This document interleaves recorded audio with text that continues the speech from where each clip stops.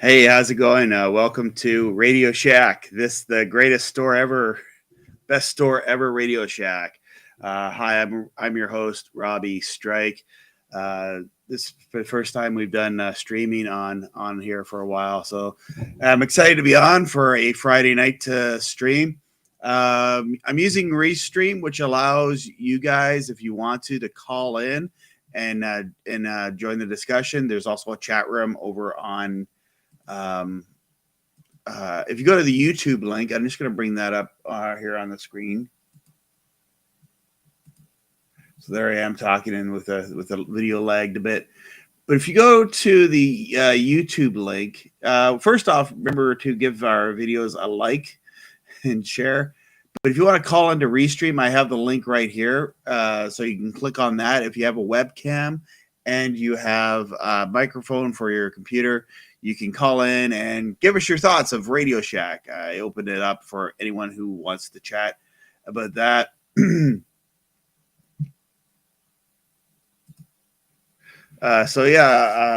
have, I don't know if this chat room has come through. Sometimes it takes a minute for it to come up. We have a few people joining us in. We have Kevin and CJP Wolf and Chris.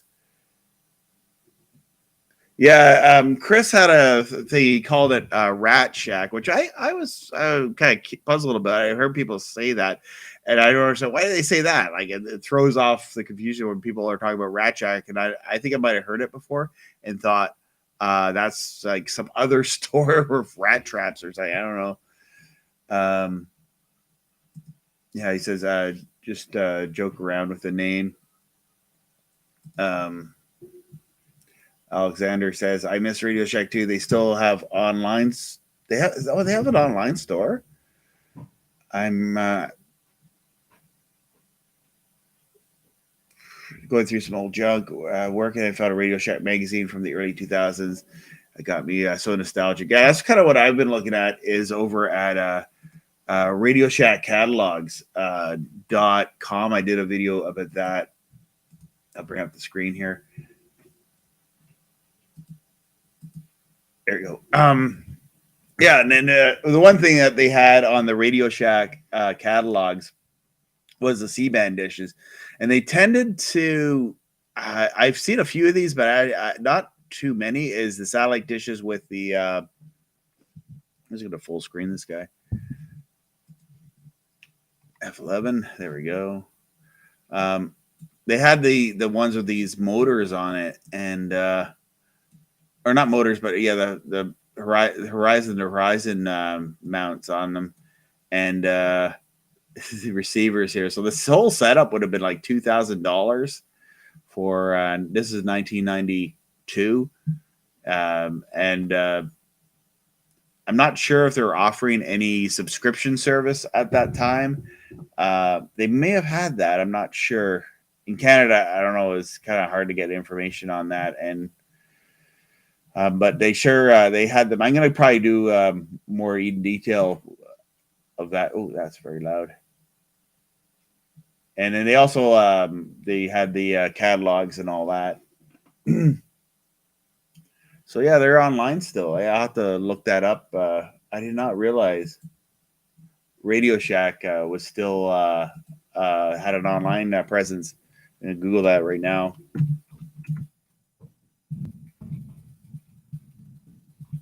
Now, do they ship in Canada? That's what I want to know because I don't want to go through the source. Well, maybe the source online may have. I can look that up. Let me just un F9 this here. Maybe I wonder if the source does have an online. They probably do. In Canada, Radio Shack became the source. Oh yeah, they have an online presence here. I'll bring up the screen. Yeah, so in Canada, it became the source, like I guess in the 90s. But the one thing I do remember about Radio Shack is every small town seemed to have a store for Radio Shack. So yeah, you can order stuff from the source.ca in Canada. I don't know if you can order from radioshack.com. Maybe I'll allow my location. I'm not using the But I did not realize that Radio Shack is still online and they still have their batteries. So do they have? I wonder what they have for satellite. If I typed in satellite,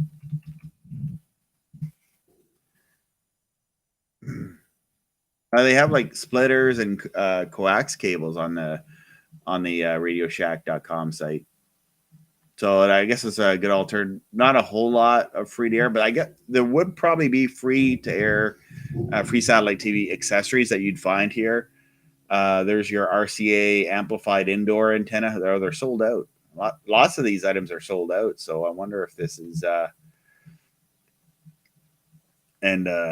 sold out of the Eaton shortwave radios. Those are great. You know, that's what I think of when I think Radio Shack is to get shortwave radios. An antenna is direct clear stream antenna. That's just simply because I typed in satellite and then I brought up a whole whack of stuff that's out of stock. A Radio Shack HDMI to composite converter. Here you go with some batteries. This looks like it would plug into my drone, but it might be the battery might be too heavy for my drone to get lift. But they still have like circuits and stuff like that. So that's kind of neat. And wire and all the accessories for doing a lot of the projects that you do, you know, that you typically would want with Radio Shack. Now the price is like quite more expensive. I think you can order some of these things from China and get a lot cheaper. But it's interesting. I'm just going to look over at the source. I don't know if they have anything under here for satellite. Never even thought to look on the source.ca. A lot of computers and you can chat online. I'll say my name. Robbie. I'll ask him. New product inquiry. Radio Shack.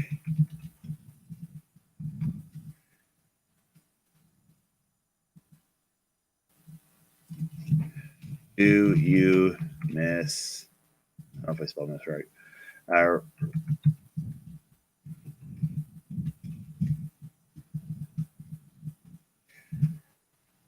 I'll see if they'll respond to me in their chat. All right. So, yeah. So, yeah, that's what it became in Canada. It became the source. And, but a place that I guess the nostalgic history book I like is the Radio Shack catalog. Like going through this thing and just all the antenna accessories and all the cool stuff that you can find on Radio Shack, the video distribution systems and all that. And indoor antennas. Some of them were pre-amplified antennas.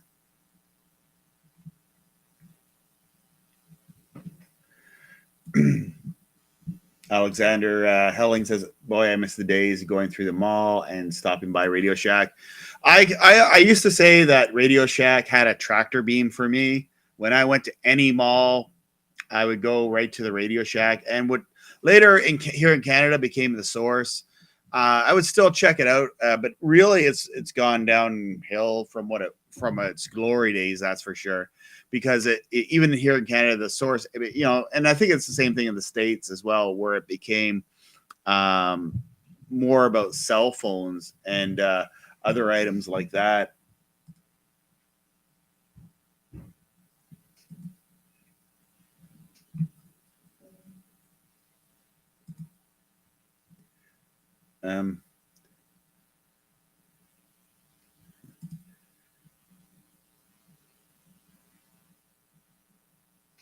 Patrick says Radio Shack was the place I brought my first microcomputer at Coco 2 Dam. I'm old. What's a Coco 2 Dam? I remember there's the TRSs. There's a TRSs, like the thing about Radio Shack is back in these days, if I could flip through the book here, I should find something that's like Tandy or Realistic, one of those Radio Shack brands. definitely when you get into the well, they had Radio Shack branded batteries. I do remember the batteries being Radio Shack branded.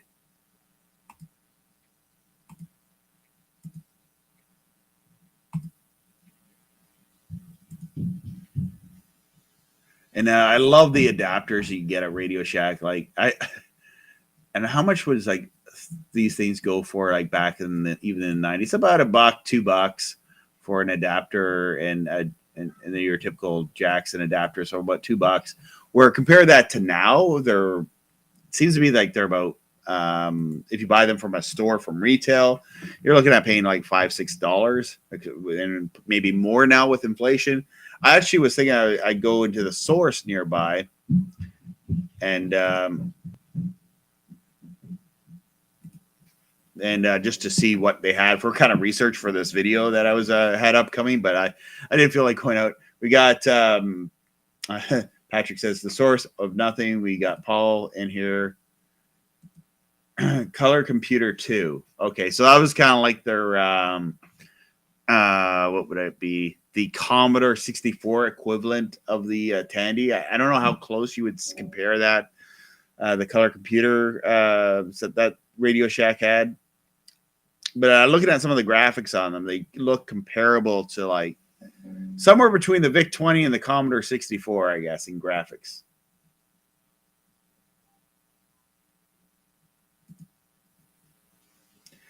I enjoy Ham Radio Outlet Magazine Store website in the States. I don't know if Ham Radio in Outlet Store has a presence in Canada. Probably has shipping to Canada. I know there's a lot of people when they're buying their amateur radio equipment, they usually have to order via, well, back in the old days it was mail order, and now it's online. Kind of an interesting part of the history of the Radio Shack catalog, and I'm just going to go to the Radio Shack catalog site here. It has a lot of information about that, about the founder and the Tandys that to kind of brought it to the next level when they took it over. Actually, it's kind of like Coleco as well. They started as a leather factory. So the family was doing like a leather outlet, and then they got into the radio stuff. So like if you look at their earliest catalog from like 1939, just before the war, a lot of it, what it appears to be is like a lot more amateur radio stuff, or build your own radios. And there was vacuum tubes and a lot more. I looked a lot more hands-on back in the probably from the 30s and 40s and 50s. You see more of that hands-on build, and then later on you see they're more consumer electronics. Like, yeah, they have your televisions, your radios, your stereos, and I think that's what probably brought them to the next level for consumer stuff. It's just being having the stereos and stuff, and more of the mainstream products. I do see what looks like a record player, like a low record player from 1939.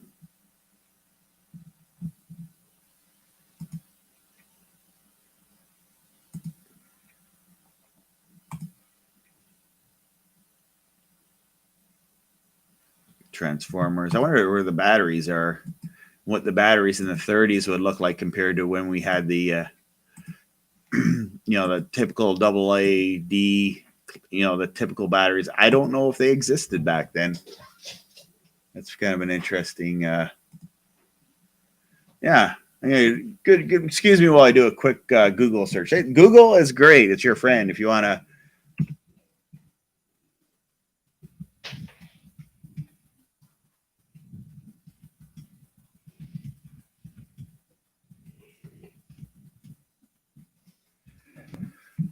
I'm just doing a search on. I'll bring up my screen here. So how long have there been AA batteries, and or when did they become common? That is inquiring minds. Wikipedia is not for sale. Yeah, some early AA batteries. When rechargeables, zinc ion. when did these things become more mostly common? That's what I'm trying to find out here.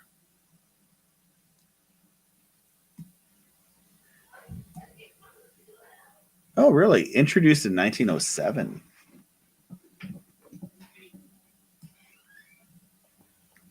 In 1947, before formal standardization.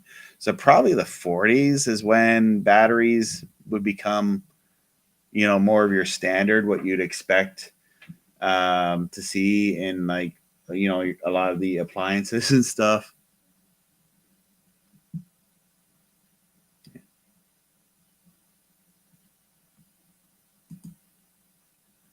I didn't mean to give you a star. I just wanted to click on your comment. Oh, wait, I got more comments here. I'm sorry.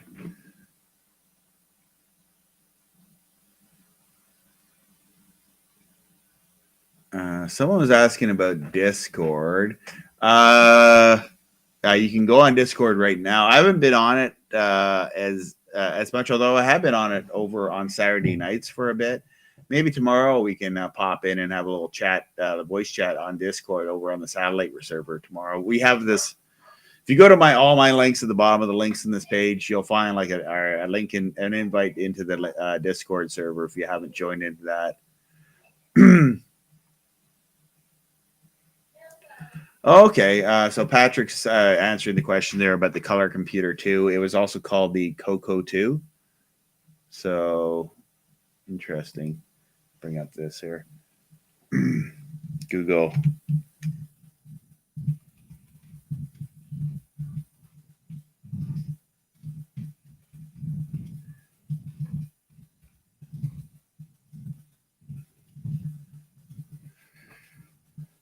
So let's bring this up here. So was it the TRS 80 computer? It's Color Computer 2, Tandy Radio Shack. What's this? Cocopedia. So obviously that's a reference to that.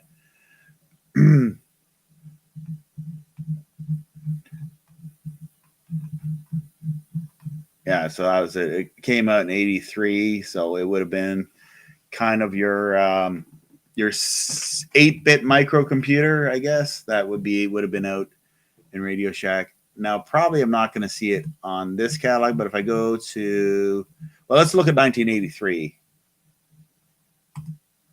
1983 catalog. And I'm thinking the computers are going to be at the back. So maybe a 180.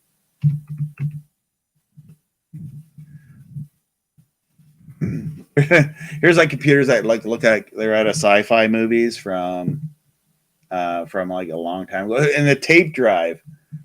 Let's check that out. The CCR tape drive. I don't know if these things actually play musical tapes as well as loading software programs. Like I remember the VIC-20, the Commodore VIC-20, and the Commodore 64. You could load programs on it. Just that look of the computer there is very 1980s look. Here's the graphics from the TRS 80. Oh, didn't really. There it is. It's playing. I don't know. I would say this computer for $339, it definitely looks like it has a VIC-20 class of graphics. Not quite Commodore 64 quality. I don't know. Someone could correct me if I'm wrong. I'm just sort of going by with what I'm looking at these screenshots.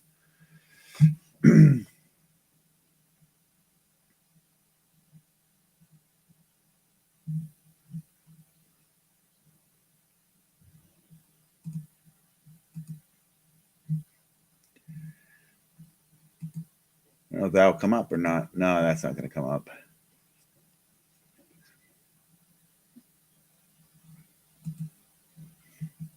I got me a Bluetooth record player for my birthday. Nice to play some good old speakers.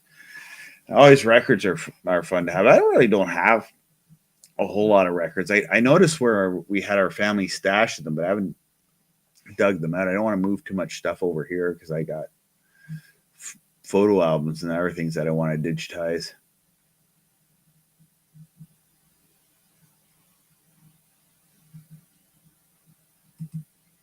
Patrick says, in late 1990, there we called a store radio scrap as nothing worthwhile was available. Yeah, I guess they may have not had as much. I was still buying stuff like even in the early 90s. I noticed even in small towns, radio. I don't think it was the source. Somewhere in the 90s is when it became the source here in Canada, but it was still Radio Shack before then. Almost every small town had one like on its main street. They would be like a Radio Shack. That would like kind of judge how great your town was. If you had a Radio Shack, you had to have your Tim Hortons in a small town, your real small town. But you'd have your Tim Hortons, maybe 2 street lights, a Radio Shack, an IGA or a Loeb or something like that.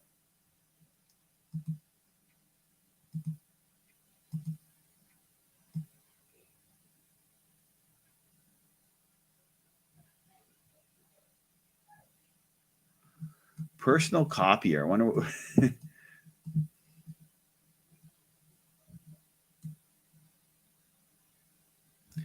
they actually had copiers. I don't believe that. They got $150 a copier. Is that? Can anyone verify that for me? Oh yeah, somebody has an antenna answer here too.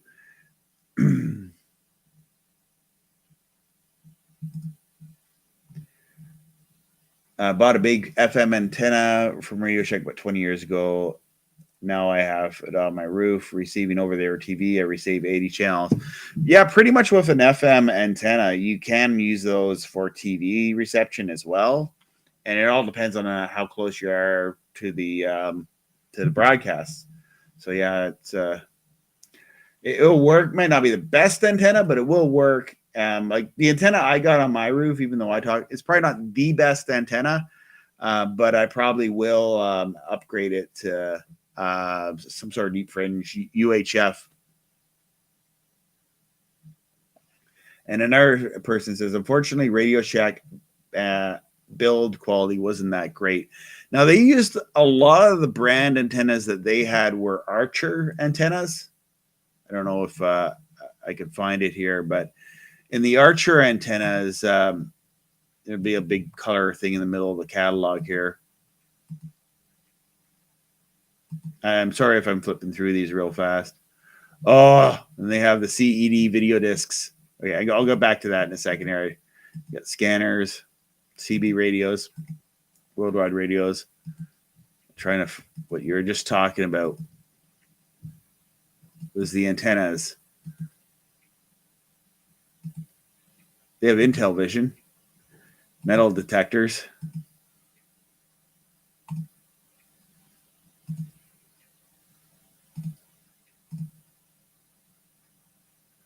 Switches, all sorts of accessories.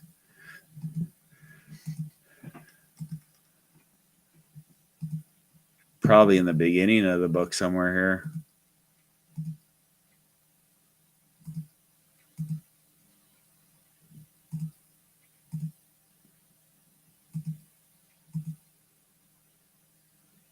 Here we go. I see the antenna movers. Did I switch by?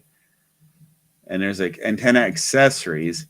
So he was saying like the build quality were not that good. I don't know what the brand of antennas they had. One thing I would see a lot of is the VHF elements, which are usually that's what's a problem here in Canada, is with over-the-air antennas, the VHF elements, like the long parts that are on these Yagi antennas, tend to break off. But most of the channels, even in Canada, a lot of the channels are on UHF now, so you really just need this part of the antenna. So in a lot of cases, the antenna would just work, and because you're really using this part of the antenna, because a lot of channels are on UHF. There might be 1 or 2 channels that are still on VHF. So these are the Archer Color Supreme 2, but they're made out of gold. Like.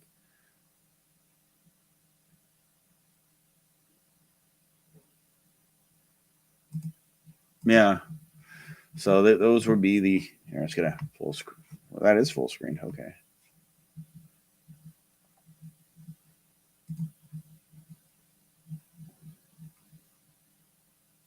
Yeah. That's actually a good price for antennas right now. Like probably for the ultimate antenna, it is about under $100. Now with inflation, now if you're going to go buy an antenna, it's probably going to be a couple $100, and you have to assemble it yourself.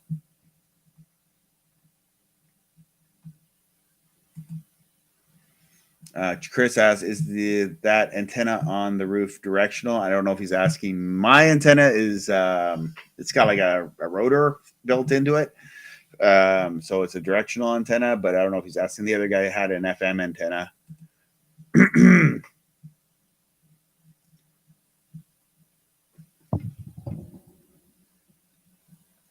That's an interesting thing. I'd play the video on YouTube for that, but I don't want to get a copyright strike on my channel or anything. But you can always YouTube that. There's a guy that made a Donkey Kong for Cuckoo 3, and it looks exactly like the arcade version, which would probably be better than the Atari. Although there's been clever coding with a lot of arcade ports, and they've actually made like a lot of arcade ports for like Atari look even better because they gave them more K of memory and little tricks like that. I'm not to get too technical. You say, and the answer to the question there is it's not a multi-directional antenna.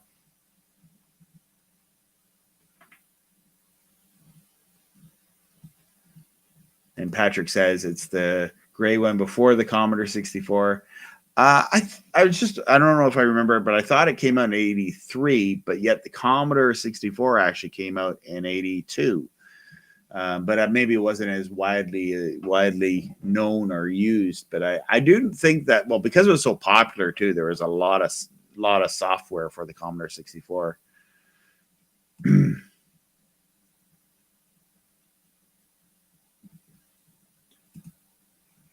And Jeremy Cole says, I had a Commodore 64 because my uncle had access to lots of games on the 5.25 floppy disks.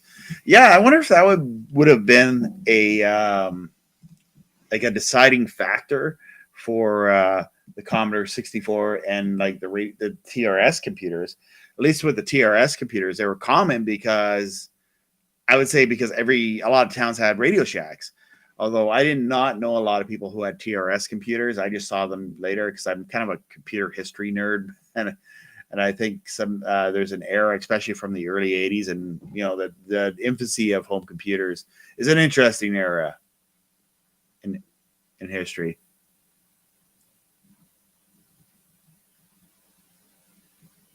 Oh, here's an answer to that copier question that I asked a few minutes ago from Spytronics. The copier probably used thermal paper, not like we think of traditional copier. I think that's what I'm thinking of, and I may have seen something like that, like where they had this thermal paper that it would make copies and do something like that.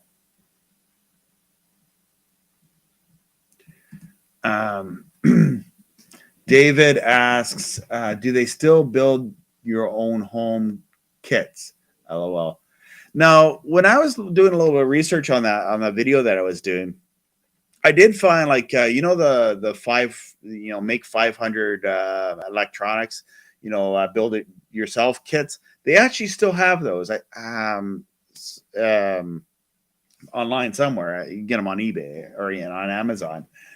Well, eBay's better than Amazon. I like eBay better. But yeah, you can still find them.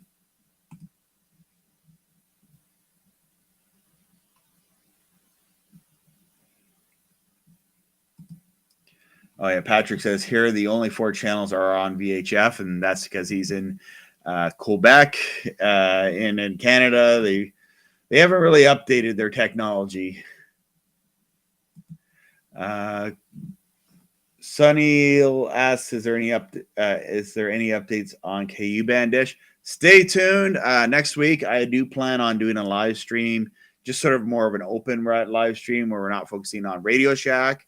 We'll talk more about satellite and other tech.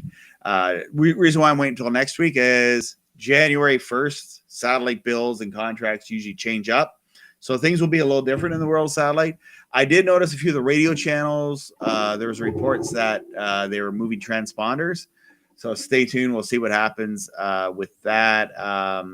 As of this morning, because I listened to a lot of the satellite radio on Galaxy 19, they were still where they should be. So, but what tends to happen, new year, new satellite contracts, sometimes people stop paying their satellite bill too. So we'll have, sadly, it's always a dark day in satellite for me, remembering January 1st, because sometimes that's the day we lost History Channel, which used to be on KU band. That might have been years ago, but that was like my go-to channel. Now the channel I watch on satellite, but it's on C band. I'm really starting to like the Story Channel, which is on the same transponder that MeTV is on. And if you watch C band and 101 West, they removed they had a bunch of the channels on different transponders, and now they have all the channels on one transponder. But I find that transponder is easier to pick up, at least with my 8-footer. So sorry, that's a little bit on satellite. That's kind of my update I wanted to give on satellite for satellite news. You can always look at tvrosat.com for the latest updates. They have a chart there, and they usually update when channels come and go.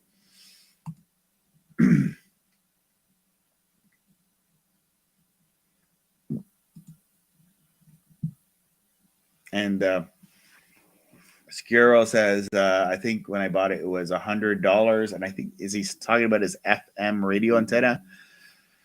Which I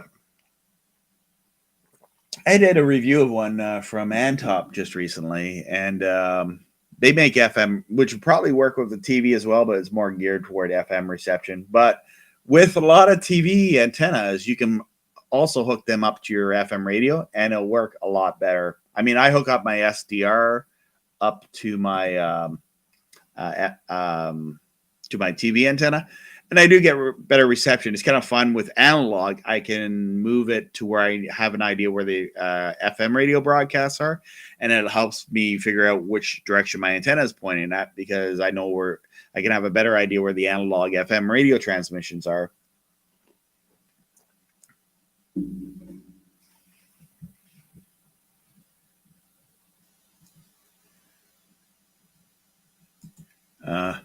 Best type of antenna for FM range, and that's kind of what I was just saying. For FM range, actually, if you have one of those, one of these big Yagi antennas, and I think they say that they do VHF, UHF, and FM.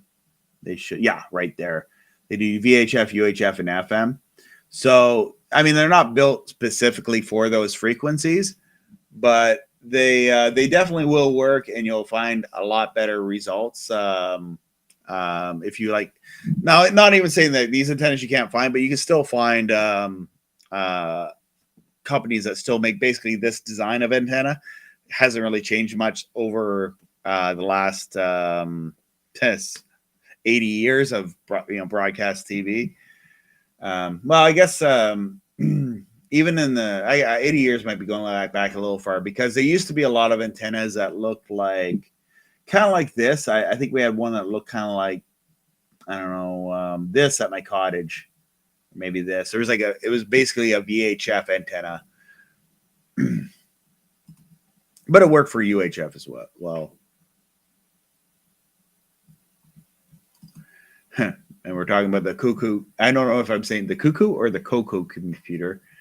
Patrick's talking about that. He played the Donkey Kong version. I'm pretty sure that the TRS computer, to talk about TRS computers, they probably have an SD card adapter for them now, because mostly everything does. Like, you can get an SD card adapter for like an Atari, for a Commodore 64, for an Atari 8-bit, for an Amiga.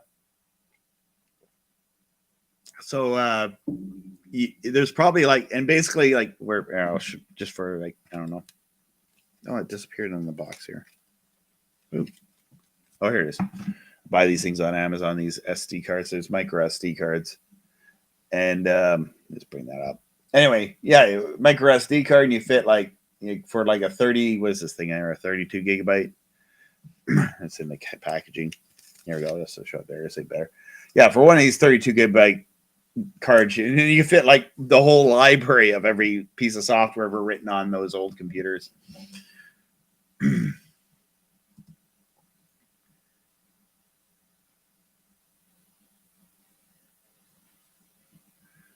Someone was asking me, Todd Riddle, it's good, looking good. How was your Christmas? My Christmas, it was, well, it's fun watching my kids open their Christmas presents. My son got a train set, and we had a little bit of fun with that. It was like this, plastic. You assembled it and it had batteries. I had fun with it. Got the Baby Yoda. I got Baby Yoda from Santa Claus. Yeah, there's my Baby Yoda. Kids got Lippy. See you later. Hey, are you ready to have some fun? Whoa, look at this. Let's spell my name together. B-L-I-P-P-I. Lippy. Yeah, good job. Hello. Whoa, this is so cool. That was the best part when he said, "Whoa, this is so cool." Where my wife was like packing him up and putting him into a suitcase and closing it up, and he's like, "Whoa, this is so cool." We're like laughing. Oh, what? Yeah, Blippy, and yeah. And then before Christmas Eve, another thing that happened is we had a terrible windstorm, a terrible blizzard. It knocked down 2 trees in my front yard. One of them landed on my neighbor's house, or not on our house, on her car, and broke her sunroof. So it's been an awful. It's just awful. That part was awful, and kind of our Christmas was delayed because the storm was so bad. We ended up just staying home. And then going up Boxing Day. In Canada, we call the day after Christmas Boxing Day. It's just a thing we do here in Canada. And then we have Boxing Day sales. Our Boxing Week sales. I haven't even been shopping since then. Well, maybe I've been to the dollar store. But that's about it. Yeah, Christmas was all right, though. It's good to see some family. And I've been doing a lot of that over the last few days. I've been taking a few days off work and just taking things easy. And resting up after that stress of driving out in that snowstorm. That was pretty crazy.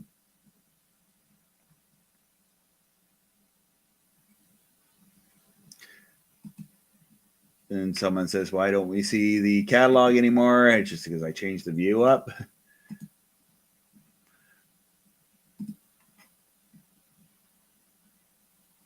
eBay. No, I disagree with that statement, Paul. eBay, they rip you off on shipping. You don't do business with those people if they're shipping. I mean, a lot of the time when I do a search on eBay, I do check the box for free international shipping, and usually they'll include the shipping, kind of like how Amazon and all that. And a lot of the times on eBay, I'll order something for like a couple dollars, and it'll ship to me without having to like stack my order to be like $80 or whatever it is from the other shippers. It's just like, you want something for $5, you buy it, free shipping. But then there is other items. I find they're harder on the smaller sellers on eBay. So like if you're selling stuff at home, that's where you're paying through the nose for shipping. But if you have like an international shipping deal, I guess you'd be better off.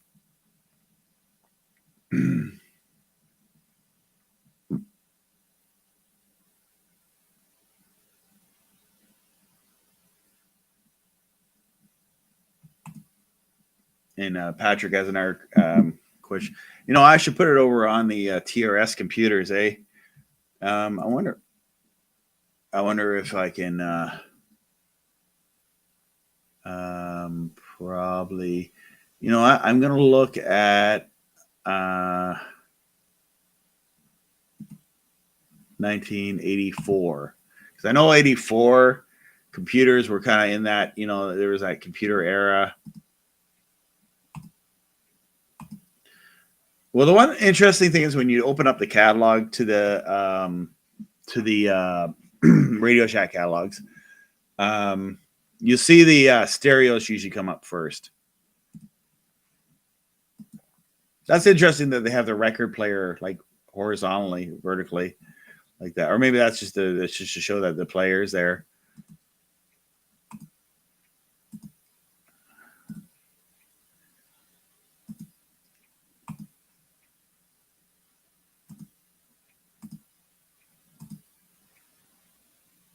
And there's your high-tech record player where you close the lid and it finds the tracks for you.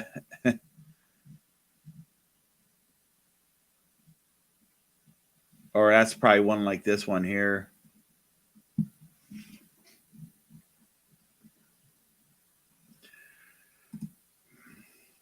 Now, I bet you the TRS stuff is probably at the back.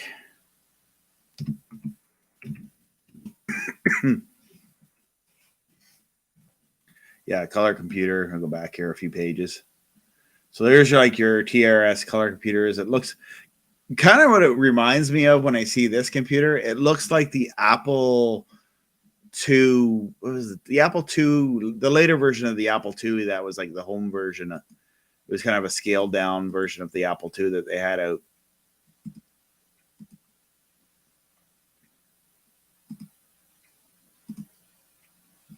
You go from calculators to your business computers, which is kind of like your Star computer with expandable 16K. And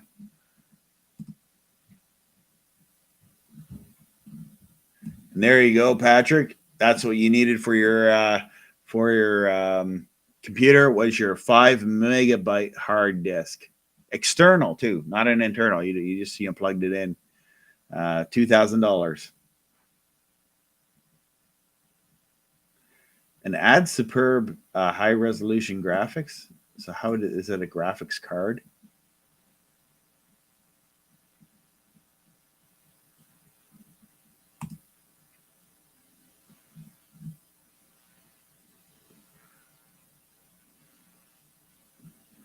Oh, so you know what? It wasn't Atari. It was the TRS that had the first tablet. Oh, wow, this is 1984, isn't it? Yeah, this is 84. So I did a review on the Atari tablet, the Atari home computer tablet. But not like a tablet computer, what we think of today. It's basically you draw on this tablet for drawing programs on your 8-bit microcomputer.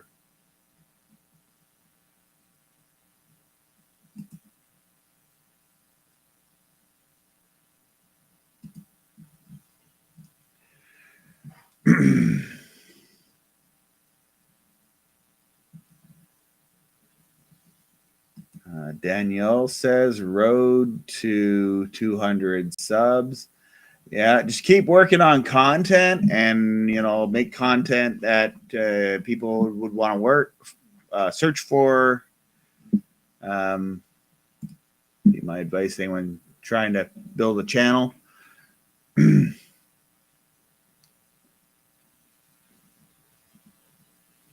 there's an answer to the FM question.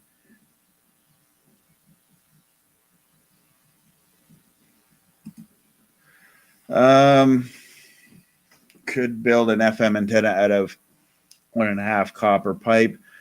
It might not be cheap. Yeah, if you're using copper, yeah, that's for sure.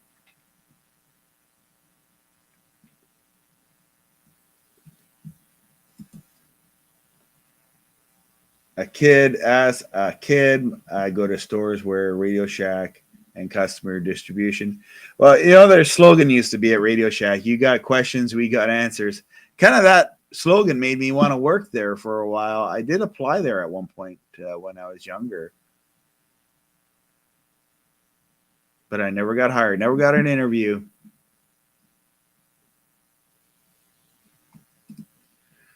I don't know if I left that antenna page here or not.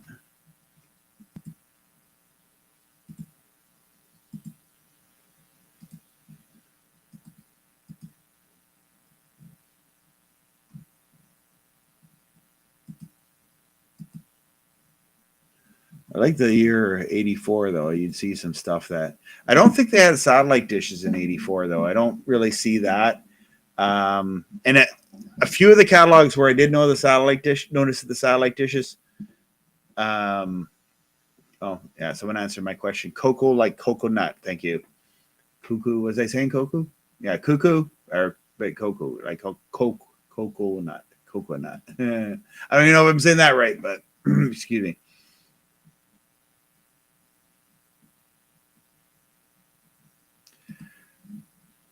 I had a Commodore 64, and I think the platform was never utilized to its fullest, says Tim. You know what? I know a guy here in the same town I live in, and he developed this C64 OS. He has a ton of videos on YouTube about it, and just showing how he can totally all these neat things. I did get a video of him demoing it at a computer convention, but he's got a YouTube channel where he's sort of showing the work, and he's selling these Commodore OSs on like SD card.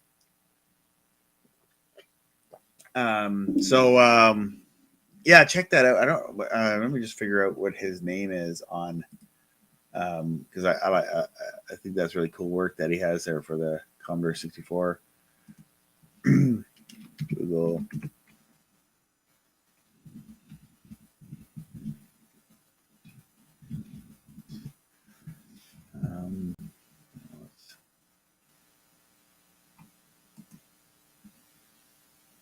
I think this is his page. There's a page for it, and that's the booklet that it comes on. Yeah, that'd be it. Does he have his YouTube channel on here? No, this is it. So it's bring up the page here. The C64 OS. I wish I had a C64 to run this thing on, and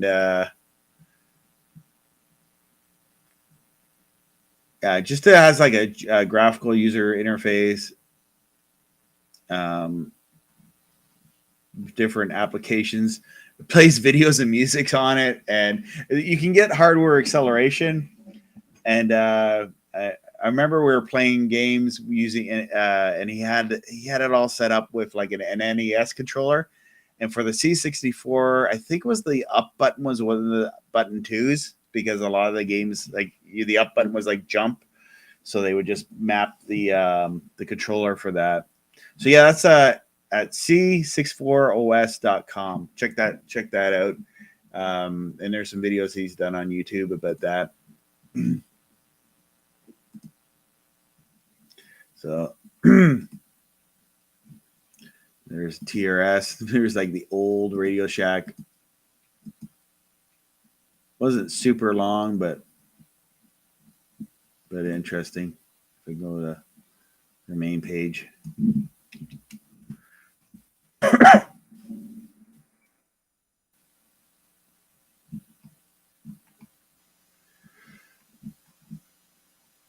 like when you get into like the 60s, you get into CB radio, which there was an era where CB radios, you did need a license for them. But I never noticed in Radio Shack, they say you need a license for CB radio, even like, I think, but I think in the early 80s, there was no more need for a CB. And I remember there was like a resurgence of CB radios, probably like in the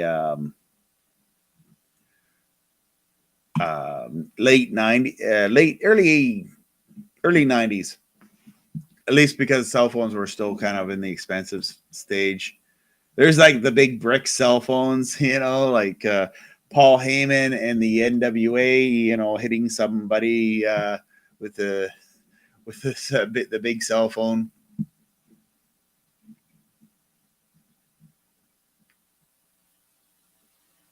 Yeah. Oh, with the Baby Yoda, Grogu. Yeah, I still call it the Baby Yoda.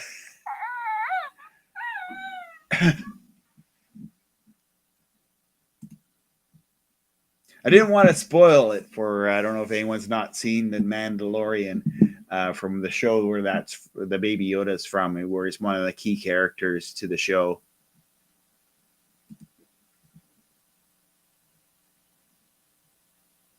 How far does GMSR? Is that like the little walkie-talkie?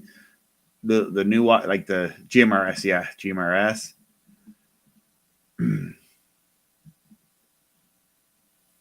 Oh yeah, and Todd's saying, "Well, there's a repeater close.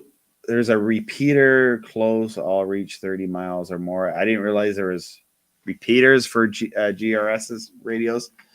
I mean, that'd be kind of cool if they set that up and have like an unlicensed, for kids to get into." Tim wants to say, and I'm going to say it in a grouchy voice, Tim, let's talk Radio Shack and how much it is a ripoff. All right. Well, I don't know. I guess being a store in a mall, there's got to be some markup on their prices for their locations and all that. So that could have been why they had everything kind of marked up, and then maybe like they'd have the sale season for like Boxing Day and Black Friday and all that. I'm gonna switch this up to view. There's the VCRs. They don't have the CED video disc players. That's like one thing I liked. I did see it in an earlier catalog. By 1987, the CED video disc was no longer around. Oh, I like this in the car. Well, for here you go. You got your 4-inch flat screen from Portavision, so you can be at a ball game and watch a really crappy black and white image of the ball game being broadcast on TV. Yay! But I like this car TV antenna, your VHF antenna, not the boomerang car antenna, but like this antenna you stick in your window. I don't know if I can zoom in a little bit more. So you zoom it, you roll your window up and you stick the antenna in your window and you can watch TV through your window. And I think this girl here is watching it in the car.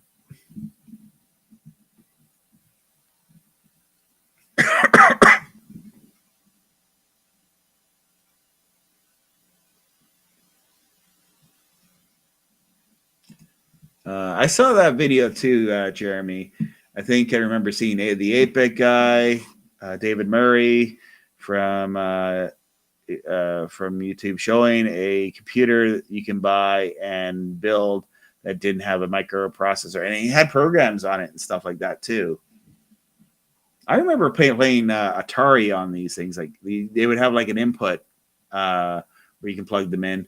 This is a common thing too. If anyone remembers this is like the TV that I had in my bedroom, a little black and white TV. That the funny thing is the tuners and the picture quality in them were really good.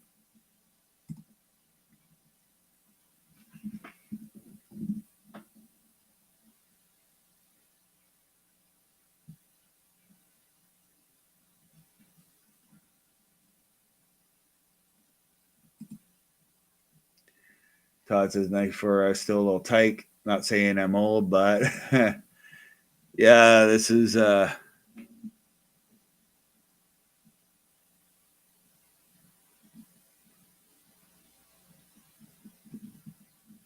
yeah, let's bring this up.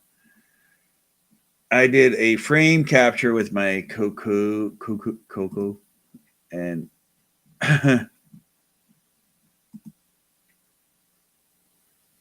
more stereos here. There you go with a realistic brand. I was trying to find an example of that earlier. Yeah, labeling your videotapes.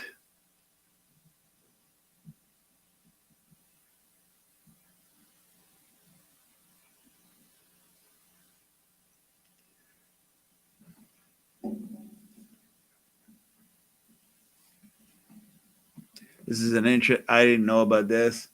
But Jeremy Cole says, I think there were two supplier catalogs I used years ago. One was called One Jimico and 2 JR Microvix over Radio Shack. Wish I would, that'd be nice if they had those catalogs online as well.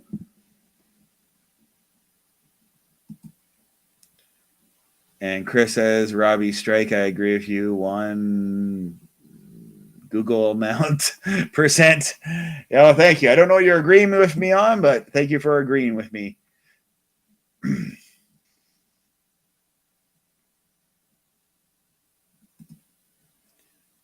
And Patrick, I've been answering these questions. Sorry, Kurt. Kurt's been sitting on the side here.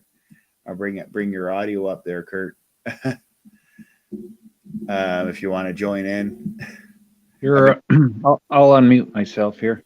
Yeah, I've been answering a lot of these questions here and going through. I'm still getting over a cough. So were you a member of the Battery of the Month Club? No, I never had anything like that. I was not a member of any clubs, that's for sure. I had like no, I was never even a part of Columbia House Video or Columbia House Records, if you remember. Well, no, it was part of Radio Shack. They used to give away a battery free every month, just a regular, I forget what type of, the low level batteries, not the heavy duty, but the standard ones. They would give away a battery once a month, and you'd have a card and all that. But I'm dating myself. It might have been a US only thing too. Yeah, I don't, well, somebody did mention that, and they were in Canada, so it may have been something, but I might be a little bit younger to remember that going on. And we got Brandon joining us. He says, my dad bought a TRS-80 into my broken heart when my friend Dave brought over Commodore 64 games. None would work. Brandon trying to run Commodore 64 games on his TRS-80. And Patrick says, what an ugly name, realistic.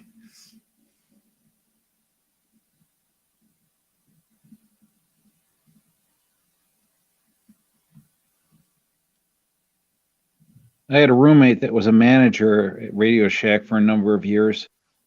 Oh, yeah. He'd come back with a bunch of different stories about customers and all that. I would imagine the big thing being someone who works at Radio Shack is having people buy things and not knowing how to use it. That would be like the biggest thing that you would get. Because people would buy. I know people that would have bought things and like a record player, they wouldn't know like to put a record on it or something, like, or there is people, and these are rich people. Sometimes there's rich people that have the money to buy the stuff, don't know how to use it. And then they'll buy like the most expensive record player. They'll buy something like this and not understand how to make it work. Where do I, because they're used to putting a needle on the record.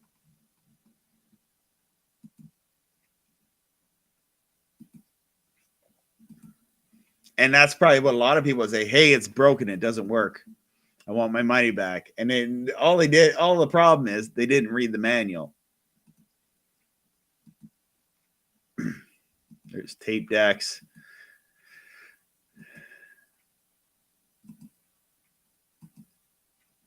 Your blank tapes. So like we're looking at 1987 and they have the reel-to-reel tapes and 8-track recording tapes.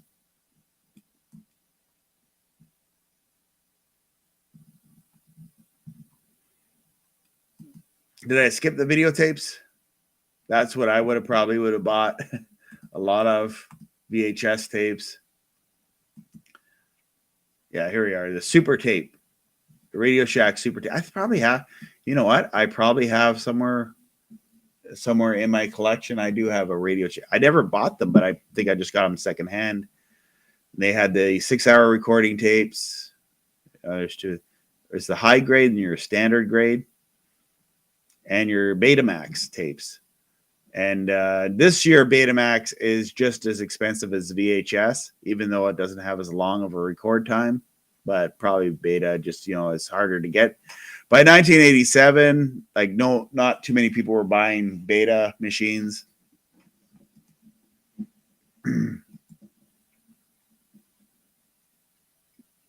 then you have your keyboards. So these are Realistic branded keyboards. Realistic CD player. And I wonder if these have like a MIDI output, or they could be like so, low end that they might not have it in MIDI. And who really utilized the MIDI? I mean, I use a MIDI now on our keyboard just because I thought it was really cool to run it through the computer and run synthesizer stuff through.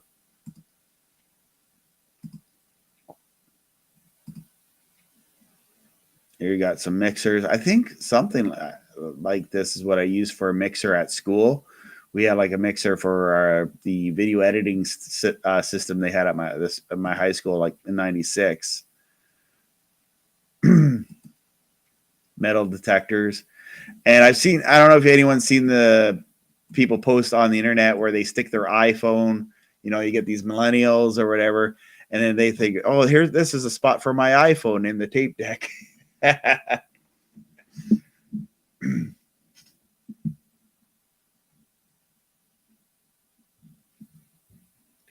See.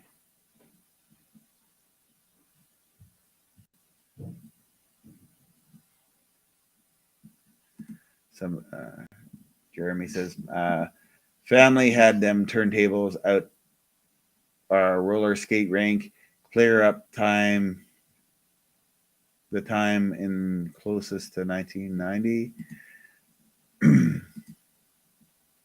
Brandon says, when do you guys ever read manual? And that's probably why a lot of people return things, and managers had to deal with people who would not read the manual. A lot of the time you don't really need a manual. How many people have found me and didn't read the manual and went to the YouTube video? That's what I do a lot of the time. I go to the YouTube video. Patrick says, get realistic. We'll scrap it with a big markup under figure sticky name. Says it marked up, do you think? If realistic, I'm not sure.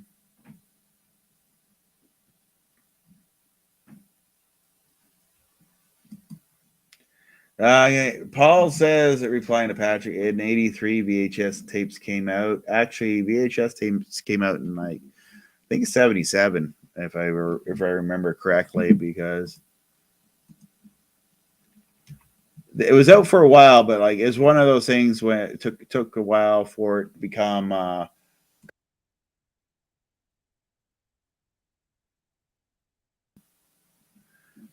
Let's see here, Google.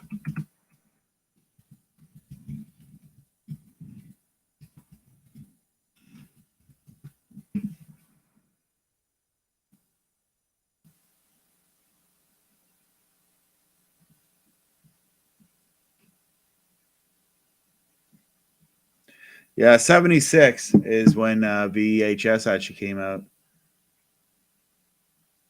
85 of VCRs 400, and when a VHS end 2003.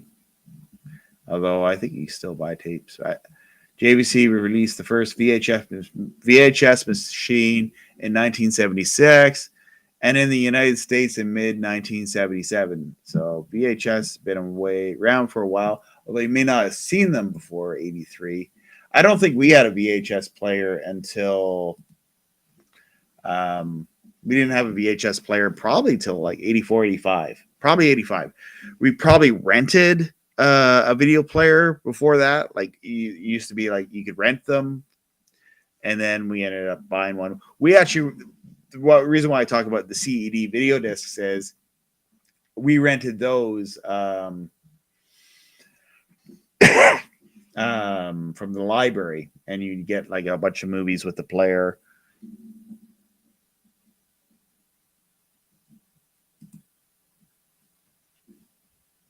I prefer the Tandy brand name, and they had Tandys out. I don't know, like if you were to go further along in this catalog, you'll see that '87 they had Tandy computers out, and Tandys were pretty much DOS machines by that point, but they did have I don't know if anyone here used Tandys back then, and they had like their own version of DOS that wasn't Microsoft DOS, and I was kind of like getting ahead of Microsoft's monopoly when they had the MS DOS that you can buy. I guess they wouldn't pay for or give Microsoft the license for MS DOS. Patrick, North Coaster Patrick says there was the free Battery Club here in Canada as well, or Battery Club. How much was Battery Club to be part of that?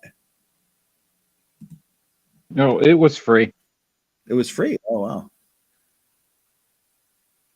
Yeah, the thing, well, at least in the States, the thing was they give you a card or something like that, and you just come in once a month and they'd punch something and you get like a AA or a 9-volt or D or C or whatever. Oh, yeah. And here we go into the catalog. They got, they have the antennas. And these are like car antennas, I think, AM, FM, FM stereo antennas. Not shortwave antennas for a car. That's one thing I really wish was more accessible or prominent is shortwave radio in cars. And I don't think I would have seen a radio back here, although there was shortwave radios that were available in cars. This is the CB radio I had. I think I was showing this in the last video. These two models here, because I think I looked at 85 or something, or 86, and I'm looking at 87. They have these two radios. And here they have a one with signal sideband. And then all the rubber ducky and the magnetic stick-on antennas. And the legend said that if you stuck some wax paper on the roof of your car, it would not scratch up the paint when you put these magnetic antennas on the roof of your car.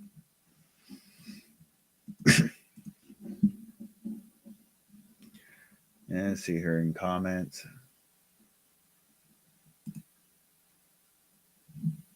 Still have a 1984 turntable, but a B&O radio scrap won't sell that.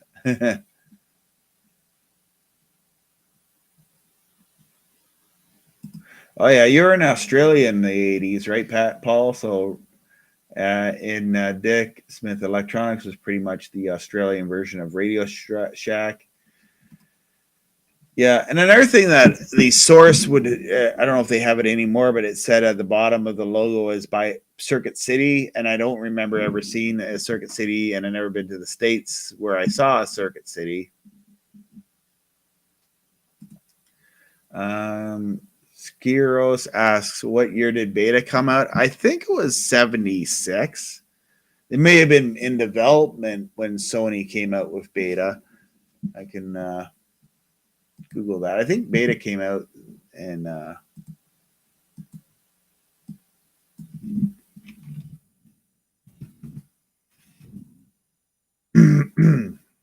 75. So says the Google. Yeah, Beta came out in 75. And this should just be my job, eh? Just pay me to sit here and Google stuff for you. I'd be happy doing it. It'd be educational for everybody.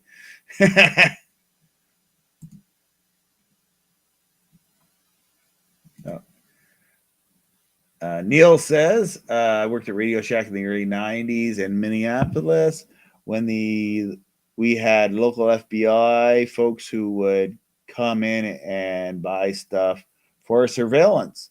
I remember wondering why. Was RS the best source?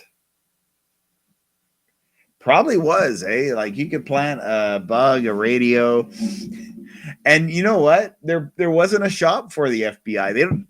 Honestly, when you think about it, it's not like the movies, right? Where the FBI they go to like what's the guy or like the guy from James Bond and builds all the gadgets for him. They didn't have that, so they would have to like maybe get that stuff and mod it. I don't know.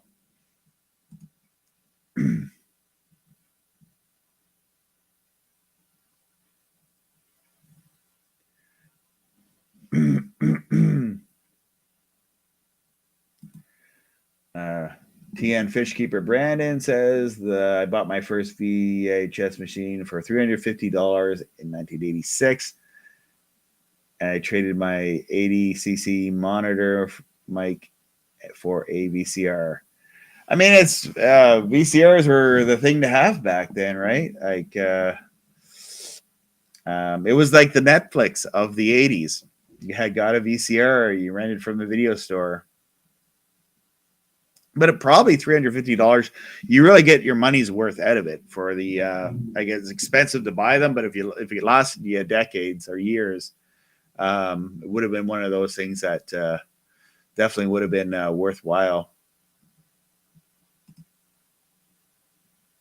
Betamax was Sony, if I remember correctly. Sony won the one with Blu-ray this time around. Yeah, that's good because Sony really did not do well with Beta. Betamax, which was higher quality by only if you recorded on the fast speed. If you recorded on the slower speeds, it was basically LP VHS, which they never talked about back in those days. And the legend still promotes that. But beta tapes had the option to record four hours or whatever. I don't know if I still have that beta picture up here. Oh, I moved past it a bit.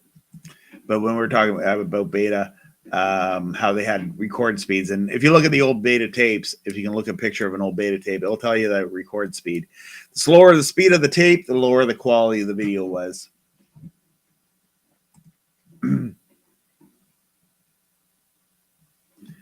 And that's another thing. I've been like looking at these CB radios. I wish there was a community for that in town. The only thing is, I'm worried that before, when I was in the CB radio, it's a toxic community. It's not. I met some really cool people on CB. Don't get me wrong, but I've also, you try to talk to people, you get some toxic people in there because it's open, it's unregulated.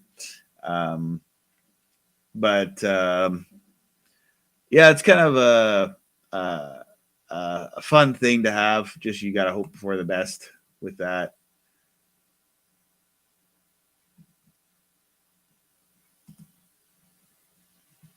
When you see a trucker pile of, I don't know if I think truckers are still using CBs.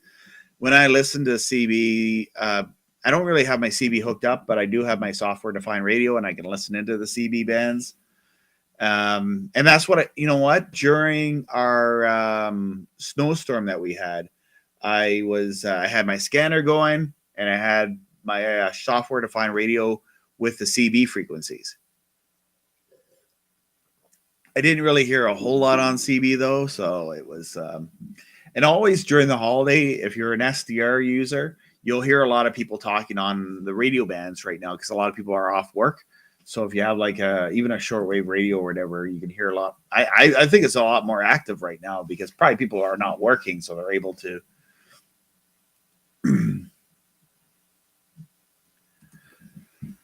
I bought my last Panasonic OmniVision VHS machine at Circuit City about 20 years ago. You know what? I have a couple of Panasonic OmniVisions over there. I have the one that's super VHS, and then the regular VHS model. And they're such good machines. I mean, if you see those things in a thrift store, buy them. I mean, if you get them for like $20, it's worth the $20 for a Panasonic OmniVision because they were built so well. They were made in Japan. They were built really well. I bought two of them back in 1999. I still have them. Yeah. I got my two Panasonics. I got them over there. That's what happens when you spend $200 a piece. You want to hold on to these things for a while. Yeah, and you keep them good. Yeah.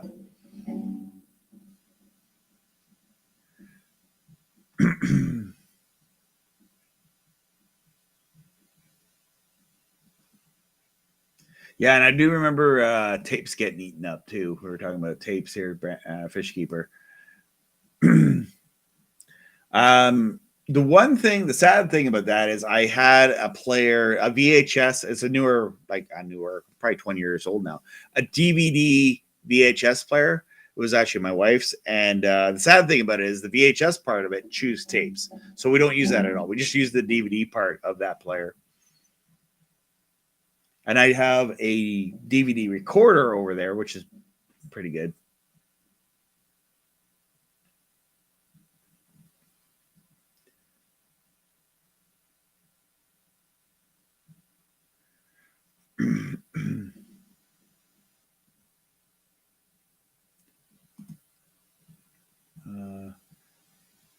Valentine's ED beta has 500 lines of resolution, and SVHS has 400 lines.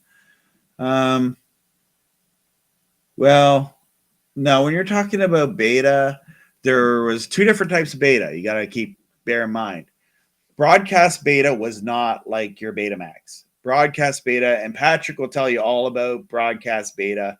I don't know if Patrick wants to come in here and tell us about it, but it was a more higher end metal tape for the broadcast beta.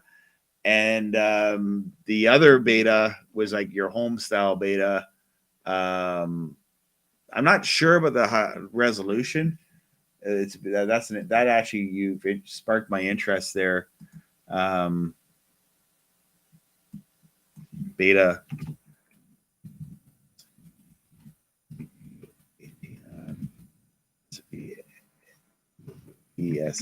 SVHS.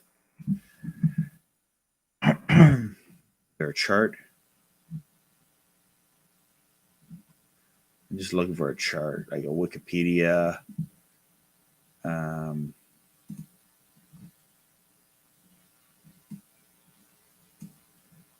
Because that's an interesting thing. When did VHS come out? When did beta?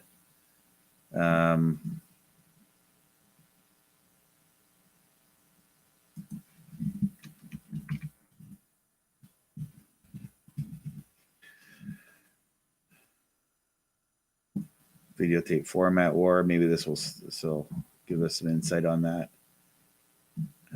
Is there a chart? There should be a chart here. Go to Wikipedia. They should have the numbers here. Picture quality. VHS was like 200 lines, 200 vertical.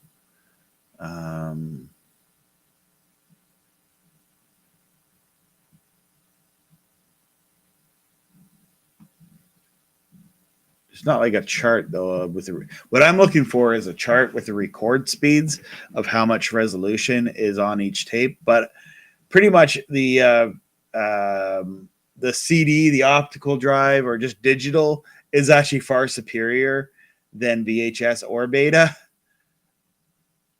But and Laserdisc was a higher resolution. It doesn't have the lines of resolution though. Betacam. So like when you're thinking like a beta, a lot of people are thinking of Betacam, which was how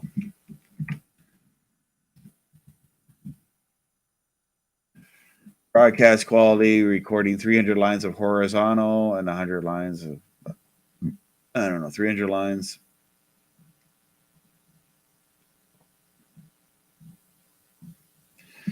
Yeah.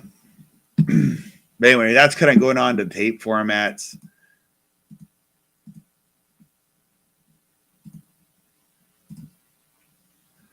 There's more of the smoke detectors, burglar protection equipment, power supplies, worldwide radios. Actually, I like these things. This is before they had the digital tuners for shortwave radios. Patrick answered the question. Not true. Only ED beta has 500 lines using Betacam SP tapes. Only ED beta. Okay, has 500 lines of resolution. Well, you know what? This live stream is at 720 lines of resolution. It's really not that great. Now it's like 1080. And then 4K, which is 2000 whatever p.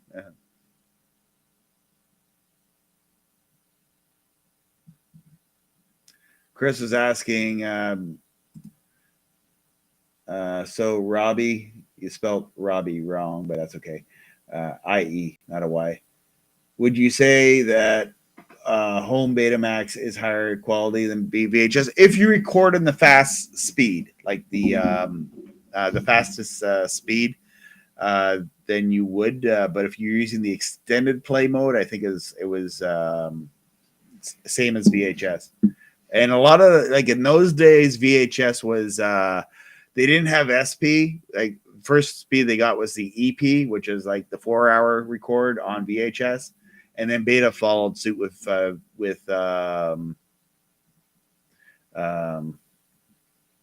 having slower speed tapes.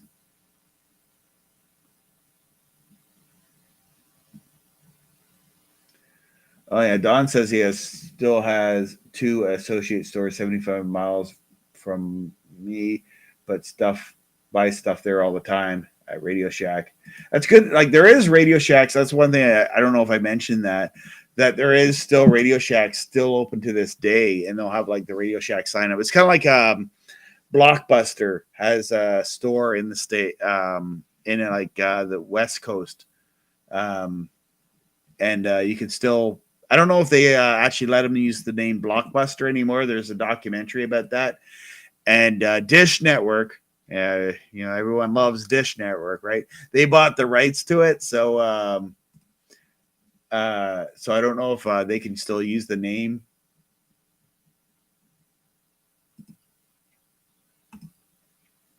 And here we go into scanners. These are really cool. These things here, I can get a full screen here. I didn't want to do that. I don't want to show the code. But so back in 1987, you could listen into people and their cell phone calls on these scanners. Did I say the year right? Did I say 1987? And then they had the handheld scanners, and you show the picture of the police officer. Programmable scanners for $200, and a lot of this now is even Fire is digital, and I haven't figured out. I got to get somebody who knows Linux stuff. We should do a live stream on how to set up GQRX to receive digital modes.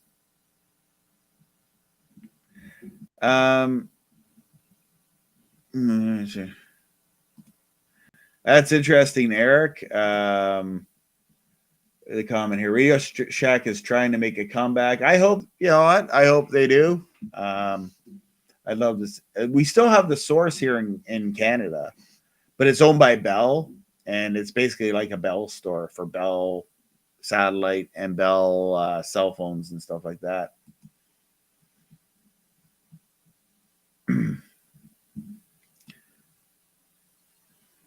These scanners were like a nightmare because you had to program in the frequencies, and you'd have to have a book. And this is pre-internet, right? So you'd have to figure out what the police frequencies are. But I think when my first scanner that I did have, it didn't even have a digital display. You had to just sort of, I don't know how you entered it in. You'd have to enter in the numbers and then program it that way. I forget exactly how I did that, but I did figure it out. But they did give me like a printout with all the police and fire frequencies that were local. Oh yeah, 87 they have a satellite dish. I haven't really looked at this one, but I like how it says G11 and 12, and it's basically your $2,000 or low as $92 per month, which is actually less than cable now. Oh yeah, Neil. Yeah, I like that comment there. So much wood grain. Yeah, from the 70s to the 80s. That's what they need to bring back is wood grain electronics that are like built like, like a flat screen TV that's like a wood grain picture frame or something like that, right? That matches the Atari 2600.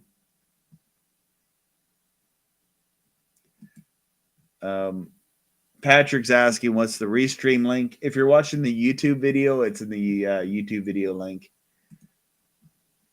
Oh yeah, let me go over that again. By the way, if you want to call in, because we're into this like an hour, and I don't know how much longer I'll be on. So if you're watching, oops, there we go. There's my channel. There's everyone chatting here and on YouTube. And there's my face, and my face is sort of mirrored. So yeah, if you want to remember to give this video a like or unlike it. I can unlike it. I'll like it again. There we go. You can here's the restream link here. If you just click on the description of the video, and you can check that out. And then there's some Radio Shack videos there and all that. That's pretty cool. Well, so yeah, I can show my Radio Shack radios if you want. Yeah, if you want to turn your camera on, I'll bring it up. Sure. Let me go. You go get a display or get them lined up, and then I can display them. That's a nifty trick here. Kane 6676 is used to plug my scanner into the antenna on the roof and listen to all the cordless phone calls from all around. Yes, that's like a lot of like these cordless phones here. Be careful what you say on them, eh? Yeah. Yeah, because you could hear what's going on with the scanner and anyone can tune in. I was thinking of doing the same thing. Kurt, I was going to... Oh, bring out your radios? Yeah, I got them all packed away. I really should put a CB in my car.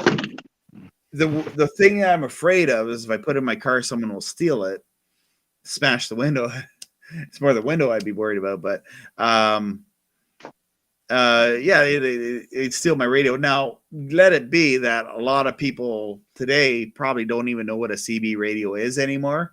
They want a cell phone. They want an iPhone. Anyone who's stealing, that's what they want, is an iPhone. All right, I'll turn on my video. All right, I'll bring it up here. Oh, it's odd. I thought it would. Oh, there. Oh, you don't need to see me. Let me switch my camera. Now, make sure everyone in your house is decent. Yeah.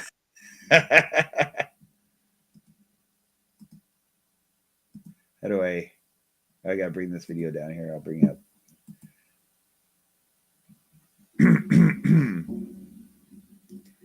Is it showing it yet?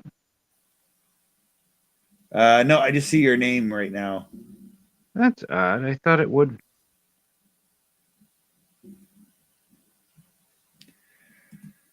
You know what? I should probably do the test. I guess I just need to go find someone to do the test for me.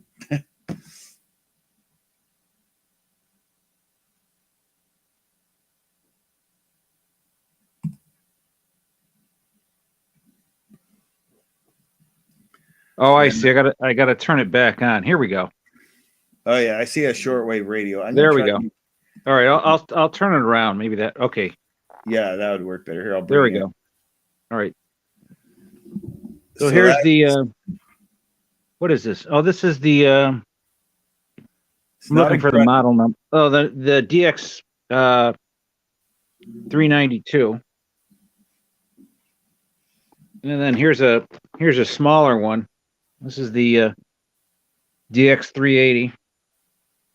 It's a realistic, and that's digital too. So you probably got that. So we got. Oh yeah, we got to do analog though. Here's the DX 350. Yeah, I use that one the most. It's the easiest to move around and all. Yeah, and you find stuff easier and quicker. Yeah.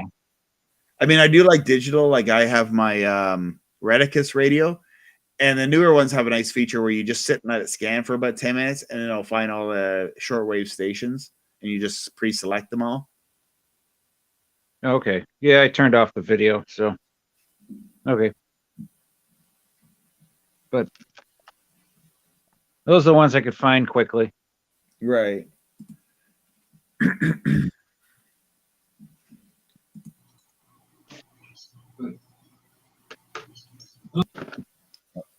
There's Patrick.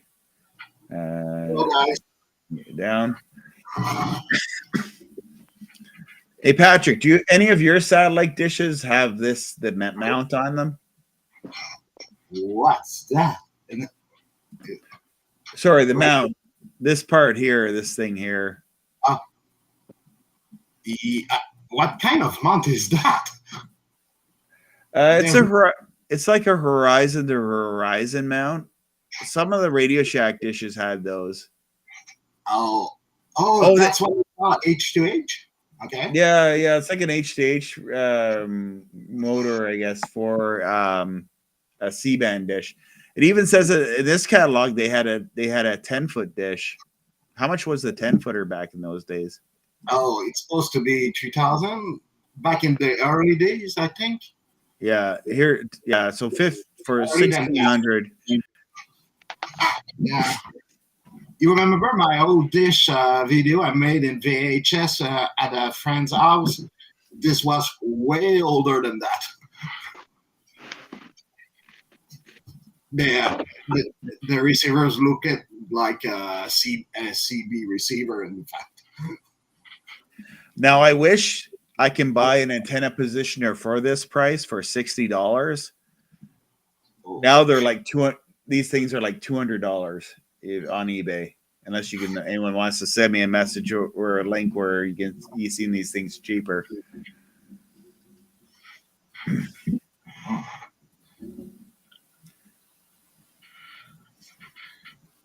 I was online with you about the videotape resolution you were talking earlier. Yeah. I still have my ED extended definition beta VCR, and what I do with it to be able to use it with the nicest resolution possible is to in fact use Betacam SP tapes. They're way cheaper than trying to find an ED beta tape, and those are a Betacam tape will work in a Betamax consumer VCR. Yes, but a Betacam SP won't work because the Betacam SP is the metal evaporated tape. Yeah. So it's not the same. And when you were talking about line resolution, obviously we're talking about horizontal line resolution. And SVHS is 380. VHS is 240. Beta is about 300 if you use Super Betamax, and AD Beta is 500 lines, and Betacam SP is 720 horizontal lines. But you gotta understand that at this point, it's not a matter of lines, but the compression, the analog compression scheme, and the speed of your tape also. So if you to talk about consumer stuff, let's say that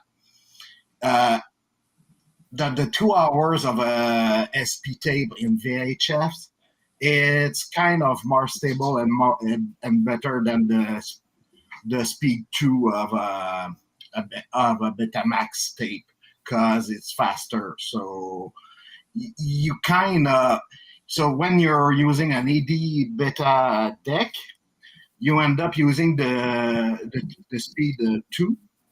So that's not as good as you may think, because you get about 3 hours, if I do remember. So unfortunately, the AD beta will be a great VCR if it has the speed 1 like the first beta tapes Betacam receiver we have back in the early 70s. So I will say that to have a good signal, it's more than resolution. It's also analog compression scheme and speed, obviously for the bandwidth. The speed, it makes the bandwidth, in fact.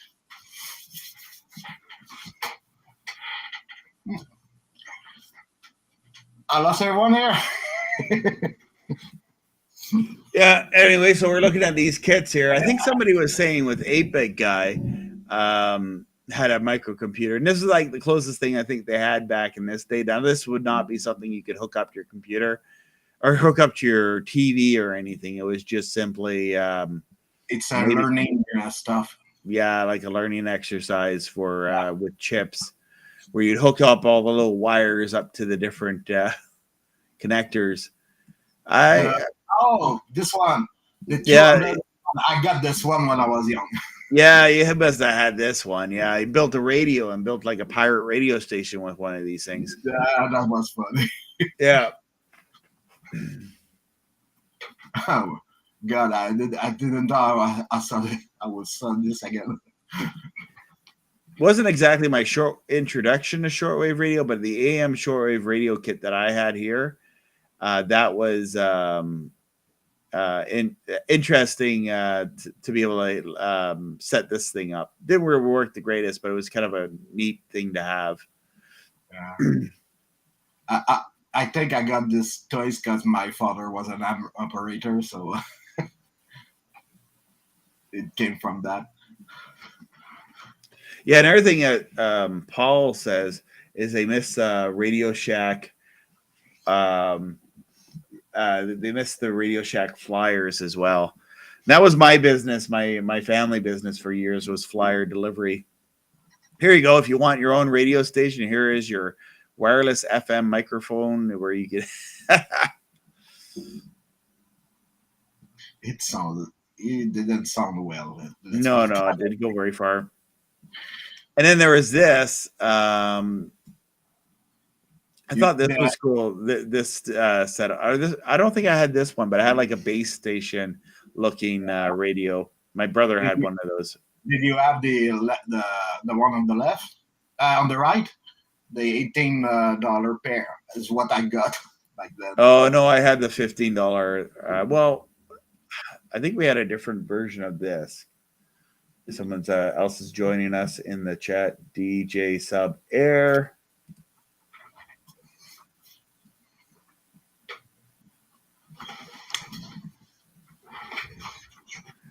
Yeah, and there's some. I don't know if you remember these old video games that were popular in the 80s and early 90s, the handheld games.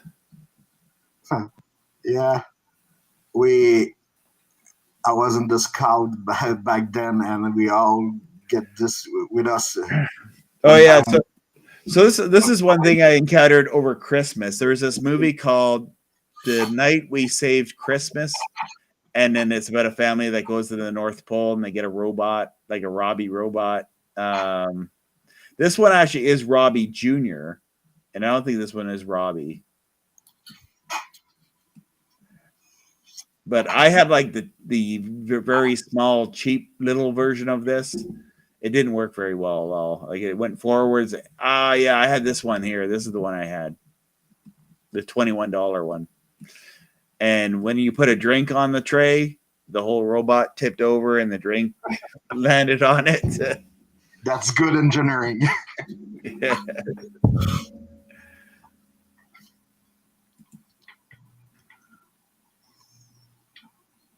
So where does it talk about the battery of the month club? Oh, there it is. Get your free battery card. Okay.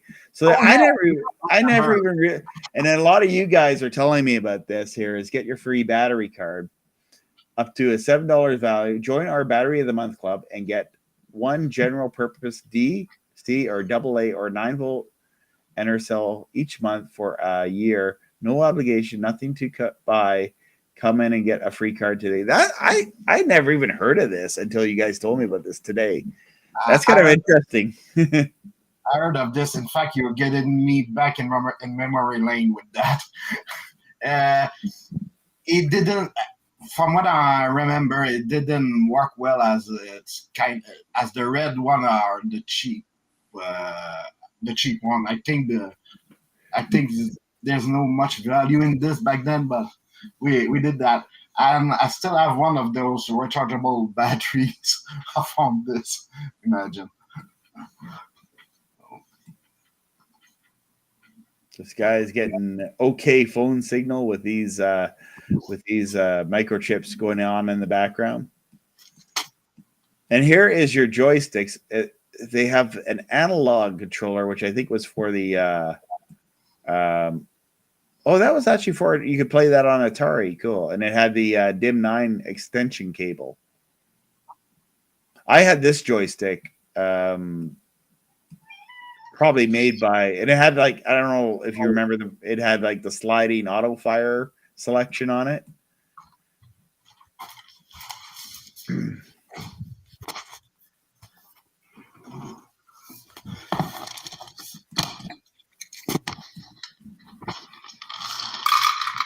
I'm just gonna mute you, Patrick. You're like throwing your beta tapes all over your house and smashing them against the wall, or probably the VHS tapes because he has such a passion against VHS tapes. That's what he's doing.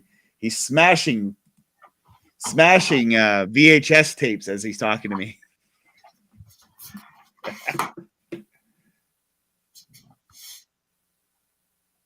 I can remember like 5 or 10 years ago, my town has a like once a year. Well, they used to have once a year pitch out, and someone threw out a box of VHS tapes, and there must have been like 100 tapes in the thing. I just walking by looking like that's a lot of tapes, and they just pitched it out. Oh yeah, back what, like late 2000s? Yeah, people were talking. No, it was only about within the last, I'd say 8 or 10 years. Oh, okay, yeah. Or Patrick has, I don't know what he has there. It's coming out the clear. Looks like a beta tape in there. I don't know if it's Beta Max or Beta SP. Whoops. I'm too far.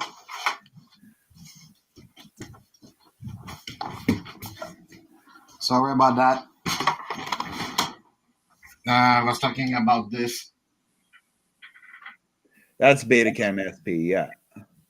Those Betacam SP can be used in ED Beta consumer deck. So how much are those tapes? Oh, you can find them used for about $2 or $3. $2 or $3? Oh yeah, used, eh? But Yeah. aren't they the metal plated whatever? Yeah, because of the SP. It's what the SP implied. Because Betacam, in fact, are only just Betamax tape run faster, way faster, because the Betacam is a 30-minute tapes. So you gotta understand that the difference between Betacam and Betamax is the speed. And for that, if you have more speed, more resolution. But you can use this as ED beta tapes. And in fact, those are equivalent of L750. So that means that it's a 3 hour tape. So But, oh yeah. So sir, how long can you record on beta? Like so beta SP, how fast how long of recording do you get with those if you're using it for the professional? Is it only 30 half minutes. 30 minutes? 30 minutes with the same length you got with 3 hour tapes. It's 6 times faster. Oh yeah. 6 times faster, and that's why if you put those tapes in a ED beta, you have the equivalent of what we call back in the day a L750 tape. And unfortunately, in ED beta, only 500 do exist. So real ED beta tapes are 2 hours. Here's some of the testers and all the tools that you get on a catalog. Tape, that's handy to have for your fixes. The electrical tape. And the first VHS tape I bought cost me about $20 each. So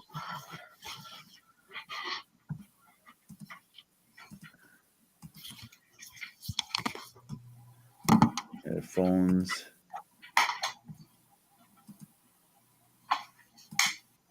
Answering machines. Phone extender jacks and the intercoms. I had those intercoms for a while. They were not good at all. oh, here's my computer here, my last computer. Yeah, that's your last computer. I have all of this: the monitors, the disk drive, the all of this, and I don't know if they're talking about OS9 on this because it was not known much. Because OS9 was kind of the DOS. Because back in the day, we have the extended definition color, the stuff made by Microsoft. Yeah. Because I definitely see a graphical user interface in this computer. So 1987, it has your icons and it has like, kind of. In fact, I think that's what you need OS9 to do that, but much people didn't use that. They still use the green screen and the C load stuff, Oh yeah, they just load up the programs with a command prompt and all that. Yeah. I mean, now, like, even with 8-bit computers, you can get them with some sort of graphical user interface. And I think it was just because, like, the RAM was more expensive back then, so you didn't see that as much. No, but I think that was a selling feature too, because like basically here, well, this is 1987, right? So the Radio Shack computer has the function. It has the look in this ad that it looks like it has the functionality of. So this is the 87, right? So the competition is the Commodore Amiga, the Atari ST, and the Apple Macintosh, and then you got your IBM PC, right? So I bet what you see right now on the screen, it's not graphic that you can have on this computer at all. I can tell you that. Oh, really? Sure. So this is false advertising right here. Yeah, that's called advertising. Oh, it's about the same capability. I will put it that way, but I never see such design. Well, this is if you bought all the other stuff on the next few pages here. You bought the expansion, the RAM expansion. I do remember the big deluxe joysticks, and they were great. I still have the tape deck here at the bottom of the page. Did you have Deskmate? That's like their operating system. Deskmate. Actually, I didn't. Funny thing, I did have everything for a particular reason, and never found that. Deskmate could be what I was talking OS9. I'm not sure. Did anyone have the Tandy laptop? Look at this thing here. My God, that's big. It has the LCD screen. It takes floppy disks. Now, this probably runs DOS. It's a 16-bit computer, built-in disk drive. What OS would this be? Probably a 20 or 40 by 80 columns characters display and stuff like that. Yeah. From what I understand, you're better off with the journalist version that you have on the left on the other page. Those were that was so. Oh, my printer. My whole printer was on that. You got your dot matrix printers, which are. Yeah, I was using with the application we call Cocomax. The 199 one, the little DP 105, I think we call it. So what I was talking earlier is the big computer you have, not this one, but the TRS 80 before. The TRS 80 is not a color computer, Oh yeah, so these are like false. They're showing. Well, this one it's monochrome. It is a mono. You can tell that's a monochrome, and then this is color. You have the 3 dot colors on it. Yeah. And they're really pushing Deskmate. Is there? Deskmate is a Tandy application. I think they use that to make DOS more friendly to use and find. Yeah, basically Deskmate was like DOS, but more of like a graphical user interface for DOS, kind of like what Windows 3.1 became, but it just predecessor to that. It kind of looked like we'll put it that way, Windows 2.0, 2.1 or 2.0. Yeah, in early Windows, yeah. Here's your 10 megabyte disk drive for $700. Way price are way down. This is the computer I should have instead of the 1987, but it was kind of pricey.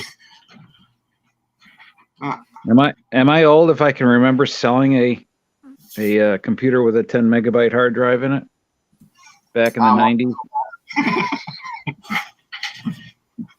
Yeah, those are the days for a lot of us. I'm looking for something here. I'm looking for my photo with me and my Coco 2 back in the day. I'm willing to share this to scare everyone off. Where did I put that?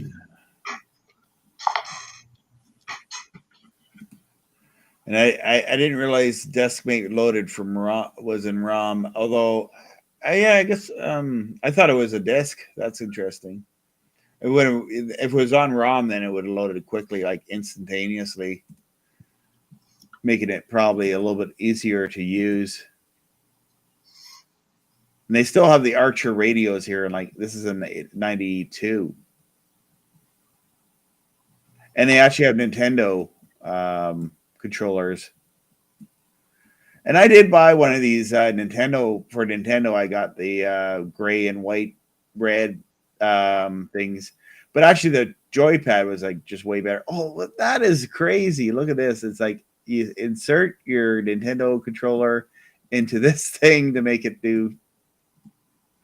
May play like the arcade. Bet you didn't work very well though. I like this, the remote control Godzilla. And it's inflatable too.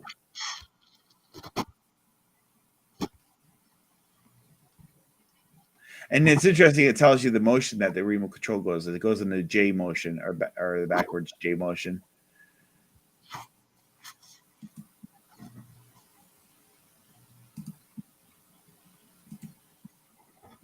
Oh yeah, and these were like not laptops, but like calendar and contact organizers. But I think they also did calculator as well. These little pre-laptop area. They're trying to sell like pocket computers, which is basically a smartphone now. Does all this.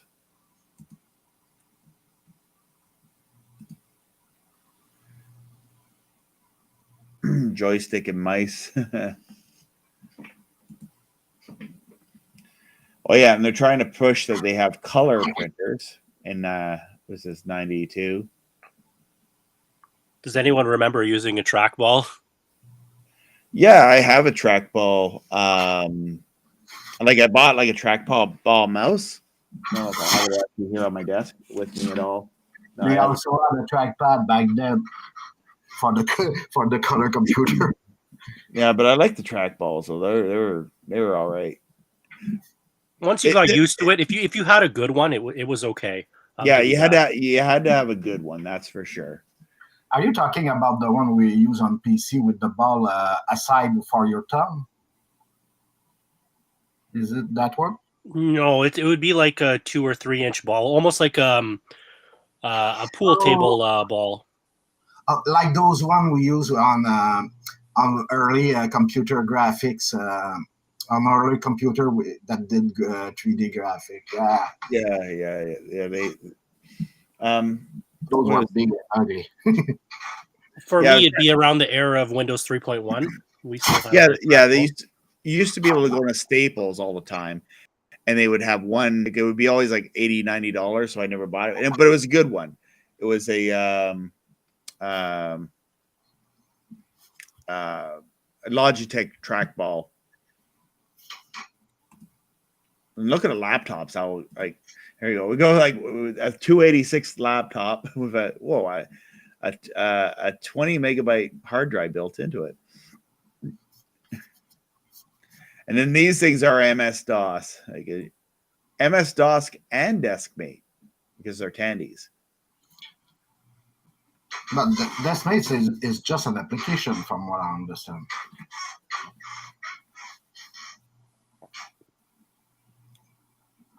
Tandy Multimedia Systems. They have the look at the size of the CD-ROM, like the. I have this CD-ROM. Yeah. And here's your external one for like $500. Yeah, you'd have to load the disc manually. Like I don't think it'd pop out, obviously, based on the picture. It shot off and chopped your head off. While you're-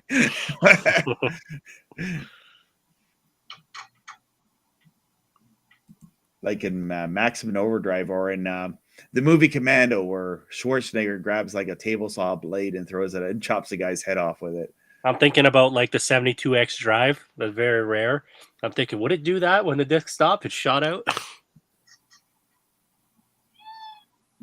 Here's all the box games. So a lot of fighter jet games.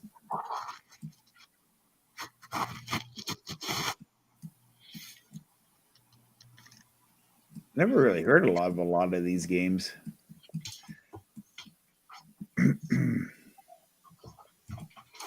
Maybe it's a lot of just internal Tandy stuff, so it's there. Yeah, yeah, it's software like, perhaps. yeah, it's a lot of this type of stuff you'd see in Radio Shack.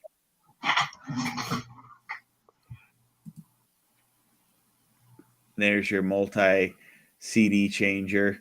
What year should I go at next, guys? Let's see here. I'll look through another one. What year is this one? This is 92. So I kind of covered early 80s and I kind of covered anything later in the 90s, or you want to go back into the 70s or Maybe go up 2 years, perhaps. yeah, okay, we'll go so this is 92. So we'll go let's go 95, like right in the middle of the 90s. Gotcha. That's kind of a good spot. Like I did 80, I think I did 86, which is kind of in the middle of the 90s. So 90, let's do 96. I think it was 87, yeah. All right, so open up the book. They have the president of the company, President Leonard Rhodes.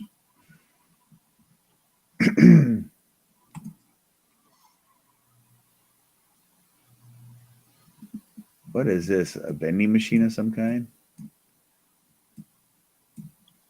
Unlimited. I don't know what that is. Maybe Communication. that's their product catalog, and you can go and look it up. Yeah, maybe.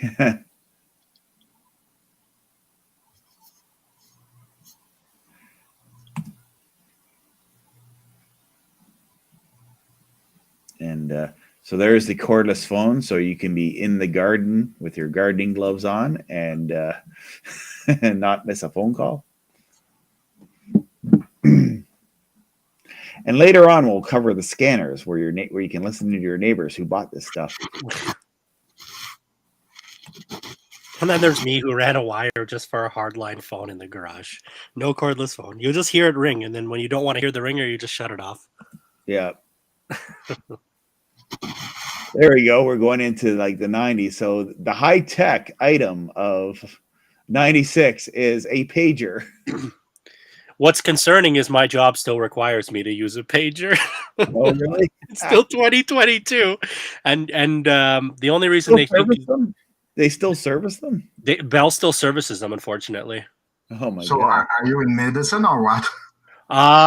That is what I'm not in that field, but it's a very similar thing that also requires emergency service. Long story short, I know that Bell will shut them down eventually, though. Hi, come again. Sorry, I was talking over you. Sorry, go ahead. I was talking over you. You said, what did you say? The last part?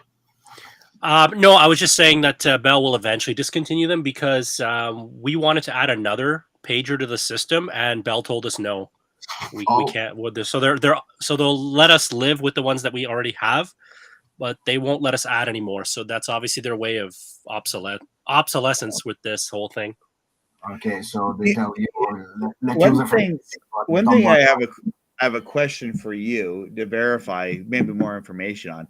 Now, on the scanners, I used to hear people's phone messages. So, and it was like a pager service that was available at some point in time. And I don't even think I was using a scanner, but like a multi-band radio.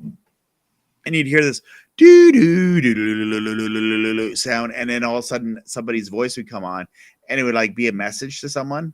I thought it was through a pager service, but it was something, I don't know, it was over the air, like on VHF frequencies. Do you remember those things? We didn't. Our field wouldn't use anything like that.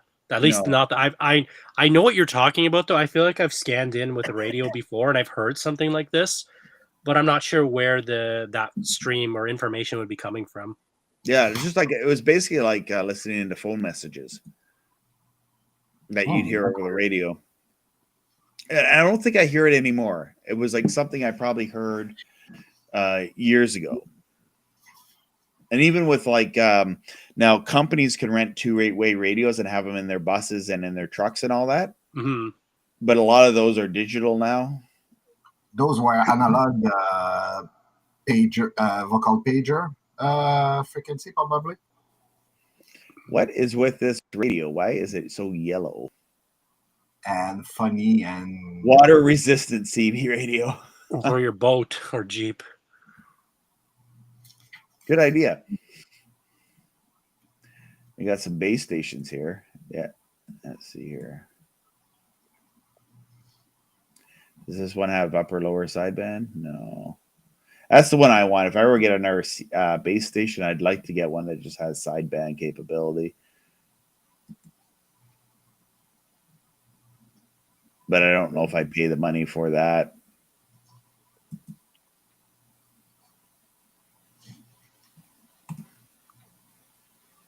I think it's just good to have CB in general, even though it's not used very often. But at least if you know a few people, you can always communicate with each other in case. I'm not saying there'd be another communications outage, but you just don't know these days, at least with this, what's happened so far. Yeah. Here you got like an amateur radio where you do need I don't know if it states in this thing here where you need a license for this. Oh, yeah, here it does in the bottom.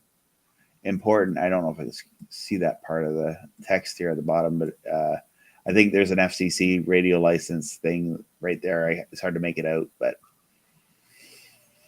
these are on this is a Radio Shack FM radio, FM handheld transceiver.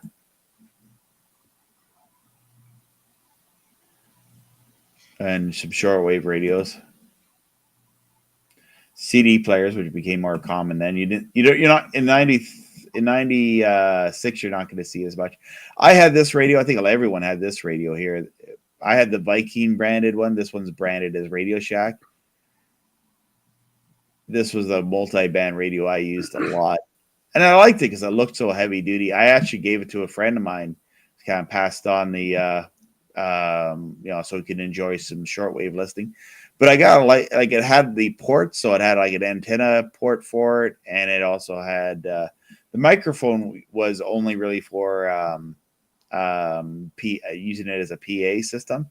But the interesting thing is I actually made use of this radio as a speaker because I used the computer monitor and I outputted the audio from a VCR into this and used like an old computer monitor as a TV set for a while, where I had to turn on that unit for the sound as well.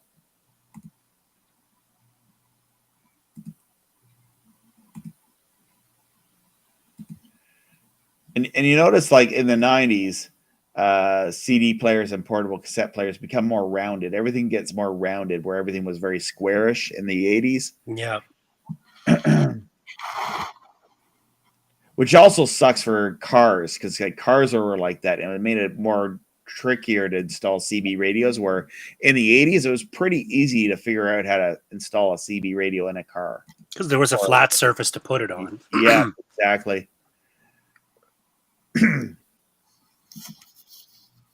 Now you're stuck to see if you can fit it somewhere underneath the steering wheel, because probably on your right side there won't be very much space.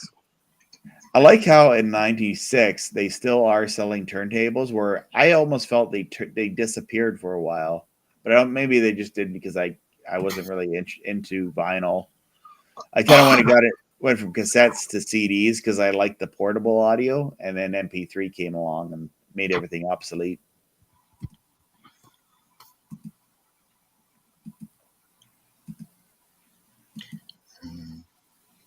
Were you burning CD MP3s back then too?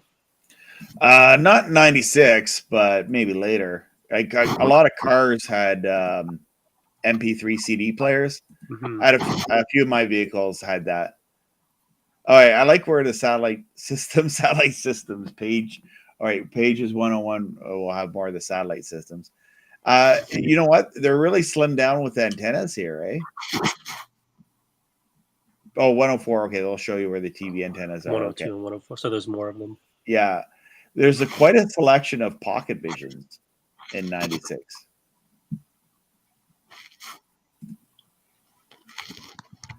And camcorders. Oh, I don't know if that was me. Sorry. Dockable VHS camcorders. I remember having not this one, but I don't know if it was Radio Shack, but it was like the black and white TV and the radio. I remember seeing something like that at the thrift store a few times, but that was when I was really young too. This is pretty much like the neat thing to have in the car here. Yeah, if you had 8mm videos on 8mm.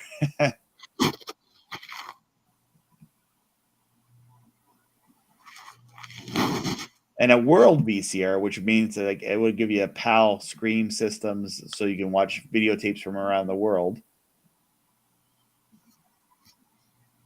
To be fair, I didn't even know that there's VHS tapes that are in PAL. I learned something new. Yeah, no, I didn't know that. Well, in Europe, yeah, VHS. It makes sense. Yeah. Volker, he's probably sleeping now because he's over in Europe, but he has like oh, sorry about it. The Video 8 system, I think. Like, it looks like a giant audio cassette. And he said that was superior to VHS that they had in Europe. Now, this was a good design, though. I don't know if this is what brand this is. Compact 8mm camcorder, and what brand that camcorder is. But that actually was a nice design for, like, holding a video camera. I guess it says Optimus is the brand. Must be. I'm just looking at the top. Yeah. I looked at that. Yeah, Optimus. Yeah, this must have been the Optimus must be one of the brands that Radio Shack was dealing with, because this is later in the 90s. So more portable color TVs. Yeah, I'm sure I had a lot of these pocket visions back then. Like now, how to do this is you buy an HD home run, and you use your cell phone, and you can watch your local channels. At least that's how I do it. I got some photo to show you about those things back then. Okay. Oh yeah, you brought your not particularly this one, but that was my first job as a video editor. And the next one is me with a Betacam SP model from 1991, and those were the model that didn't have the deck removable. And when we were talking about the old computer, that was my setup back then. Oh, so, yeah, there's your Tandy. So you can see my VHS camera, my video monitor, my first beta VCR, and all the Coco 3 and joystick. And just over the joystick, you see a weird setup for a cartridge. It's the video capture card. You put aside the other card for the disk drive. So you have two cards inside the same color computer and stuff. So you see all the stuff. That was my setup back then. So that's why I was talking that you get me back to the memory lane. That's why. Yeah. Those were the old days. So that's and just to know if someone can identify what this is. Any idea what this is? Looks like a Sony reel-to-reel tape. I'm assuming it's a video reel-to-reel. It's in fact a digital HDVS. So it's the first. It's the you know about the Muse system they got in Japan for the HD. Yeah. this is the in fact, this is the digital version of that resolution back then, just before we got our HD televisions. It was back in 1991, and those VCR cost a pretty penny, I can tell you.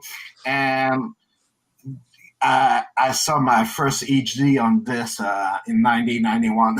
So it was, I think, I'm not sure I have the photo. This was in Montreal. There was a trade show for video projection back then. It was Projection 91, and I was, I think, 16. I managed to get in this place. That was not easy to get in this place, but a great show back in the day where you can see stuff you've never seen before. 16, I managed to get. Oh yeah. So it's about it's equivalent to today's 720p.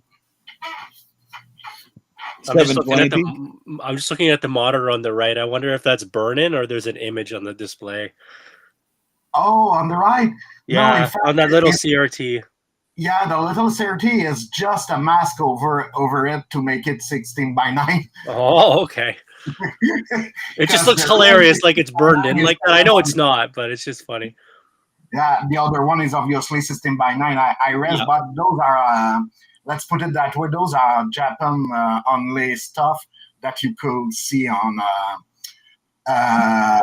there. So what is all this is actually on the van.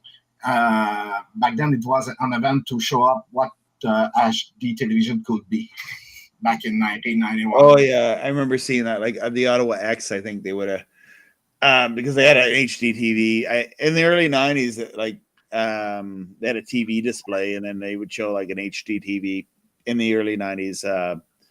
Yeah, but this was the projection side, the post-projection and projection side of it, the demonstration for people. So afterward, I think the FCC and the CRTC here in Canada managed to say we're gonna wait for digital. So we waited for digital and got and paid 2 with HDTV instead of having those. Because from what I remember, I think it takes in Japan it takes 2 channels to broadcast this. So here you go, Patrick. Here is your VHS winder. 8mm winder, or your deluxe VHS winder, and your head cleaner. I've learned something new. I didn't even know they had 8mm rewinders. I never seen that before. Yeah, I've never seen that either. No, I didn't. I also didn't see that. And one of my friends, I have many of them, never bought that. Oh, this I had. You have that? You have the bulk eraser? Yeah, I never used that. Too afraid for other tapes beside the one I want to erase. So. That's this video guide in 1996. On-screen program guide with one-touch programming. Oh, yeah. So I don't know if Robbie remembers, but there were certain RCA TVs that would include the TV guide, and then you get the information over the yeah, and I don't think it worked in Canada though. I don't think Rogers would have had that. No, I don't remember it working. Even like I had a television like that, and I don't remember it working. I remember seeing the option there. You go to the guide, and it showed nothing, at least from what I recall. Yeah, my roommate who was a manager at Radio Shack brought that home for a year or two. That I remember that guide. He had that for a while. It was kind of nice. You could hook it up, and of course you could see what was on, and then you could program it to then change the channel on the TV and all. Did it work with cable or over the air? It was cable. Yeah, it would. Yeah, you could tell it cable. And then I forgot how you told it where you lived and all, and then it would. Because there must have been some place that broadcasted that information, and that box received it. But I do wonder. I do wonder where that original one we just saw in the catalog. I wonder if it had to dial up to get the information, or was it getting it over cable? Oh, that's a good point. You're right. There could have been a dial-up. I forgot. I'd have to ask him. Like I know the RCA one, at least the one that was integrated into their CRT televisions, did not have a telephone jack. But that one in the catalog, I don't know. The problem with this is that no cable provider will provide you what you need for that. I like this though. That has the telescopic antenna raiser. So it's $40, and you have the poles, and it will. So you can. This would be great for camping if you want to set it next to your trailer, and it has guy wires to hold it up. So much trouble. And then also they have the ground wire. So you like this is the ground wire. It'll be number 8 here on the catalog. $20 for. That's kind of expensive, but no, that's this RG6. Where's 8 ground rod? Oh, yeah, $8. $10 for a ground wire. Which year is it? This is a ground wire. It's like a 4-foot copper wire you hammered into the ground, and then you connect your ground to it. Okay, I see. It's 1996. So RG6 did exist back then. Okay. I see RG6 right here because the satellite, high quality RG6 for cable, TV, or satellite hookups. Because this is 96, so RCA is starting with what was it, DirecTV. So we're in the digital world by then. Yeah, just things are just starting. I don't know if they were digital by then. Well, in some areas, I guess they were digital. So satellite would have been digital. Satellite, I mean, yeah. So I have a silly question. Would you have been using for C-band RG59 or RG6? Because when would that predate itself? I didn't get it. Why we will not? The problem, the fact is that RG59 is just for cable because they were cheap. Nowadays, they need more higher frequency than back then, so they use RG6 and for now on. But back in the day, you didn't need as much quality on cable. Cable television didn't need that higher frequency we use on C-band for the transport of the signal to the receiver. Gotcha.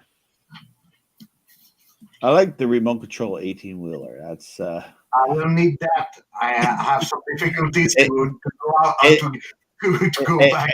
The school should give you one of those for practicing backing up and parallel. They should.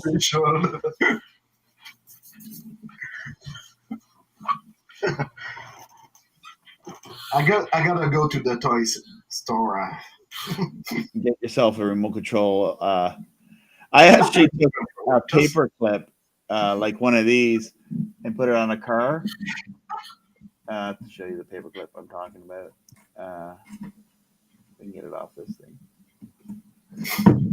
Oh, that thing's gonna fall down on me. But anyway, I just hooked up a paper clip, like one of the thick paper clips, up to a one of my kids' remote control cars, and we have the old Fisher Price 10 trailer, and I was driving the car, pulling the trailer and backing it up, trying to back up the trailer. Yeah, right.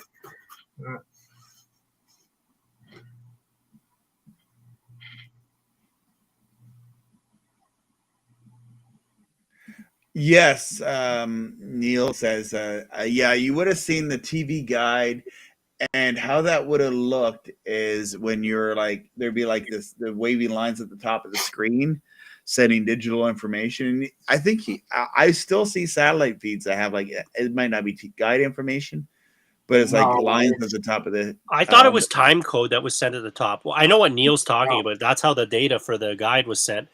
But I thought time code was also sent at the top, though you couldn't see it, like you still see now on satellite.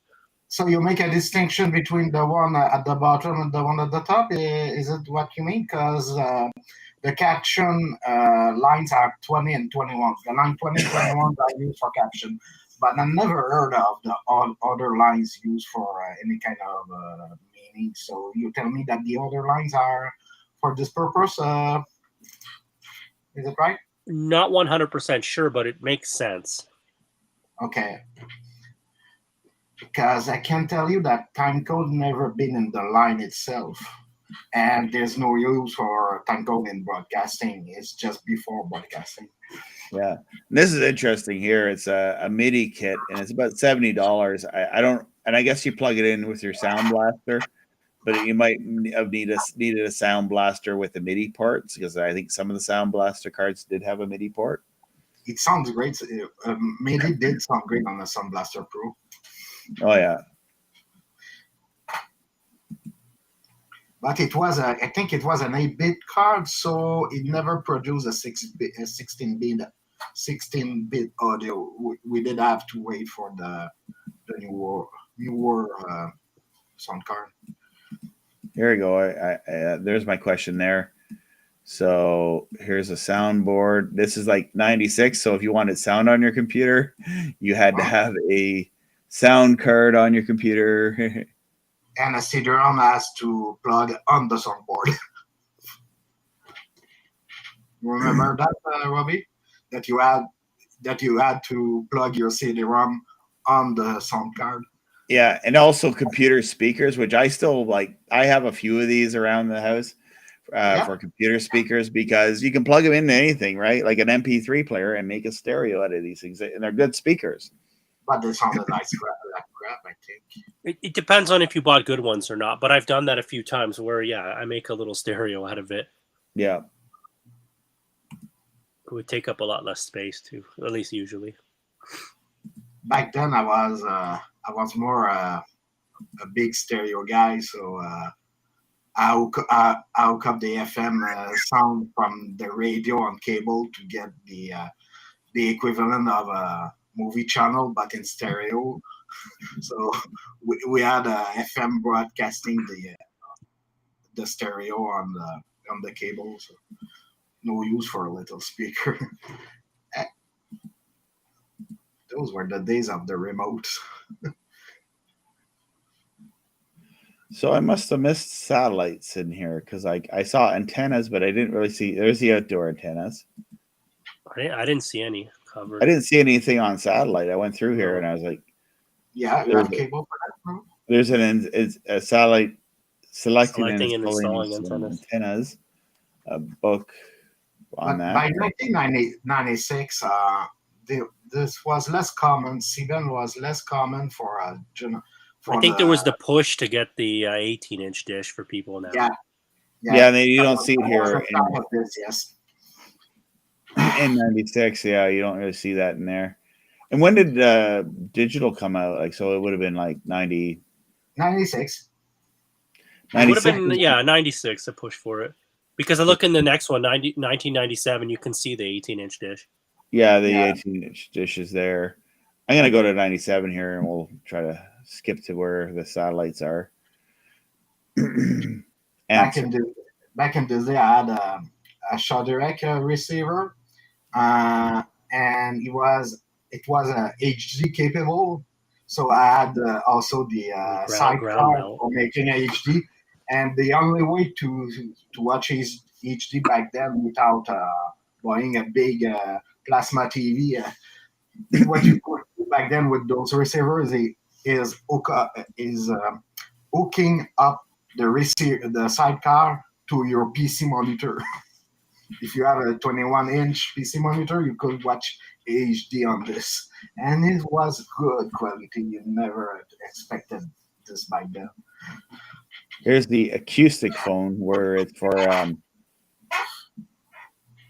text phone with printer. Interesting. I never heard of that. I think it was for like a visual or hearing difficulty communications, I guess, is what the idea of that was for. Are those the one that was able to speak to a person that didn't use this device? Because I think there was some that you type on it, and the other person at the other end of the phone will hear that. So, I wonder if cell phones are digital at this phase. Like, definitely, you're starting to see the less powerful. I don't think so. Maybe. I had my first Nokia phone from 2000, and it was analog, and a Nokia 2529. 252, I think. So Like we're pretty much using that same one. Yeah. Scanners and the antennas for the scanners. back then, you didn't need any cases to protect your phone. It was, Yeah, the it was phone was more- pretty yeah, it was yeah. bulletproof.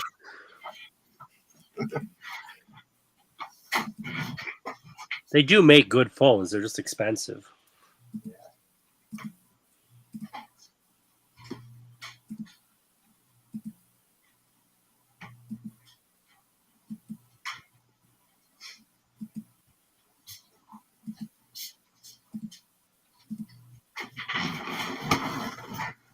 We go into home electronics. Oh, the first days on the receiver is that. Trying to flip through here to. This is cool. So for stereo speakers, it has the wireless, so you don't have to run the wires through the house, so you can hear static. Yeah, but back then those wireless were not on Bluetooth, I think. No, they weren't Bluetooth, that's for sure. They were FM, so.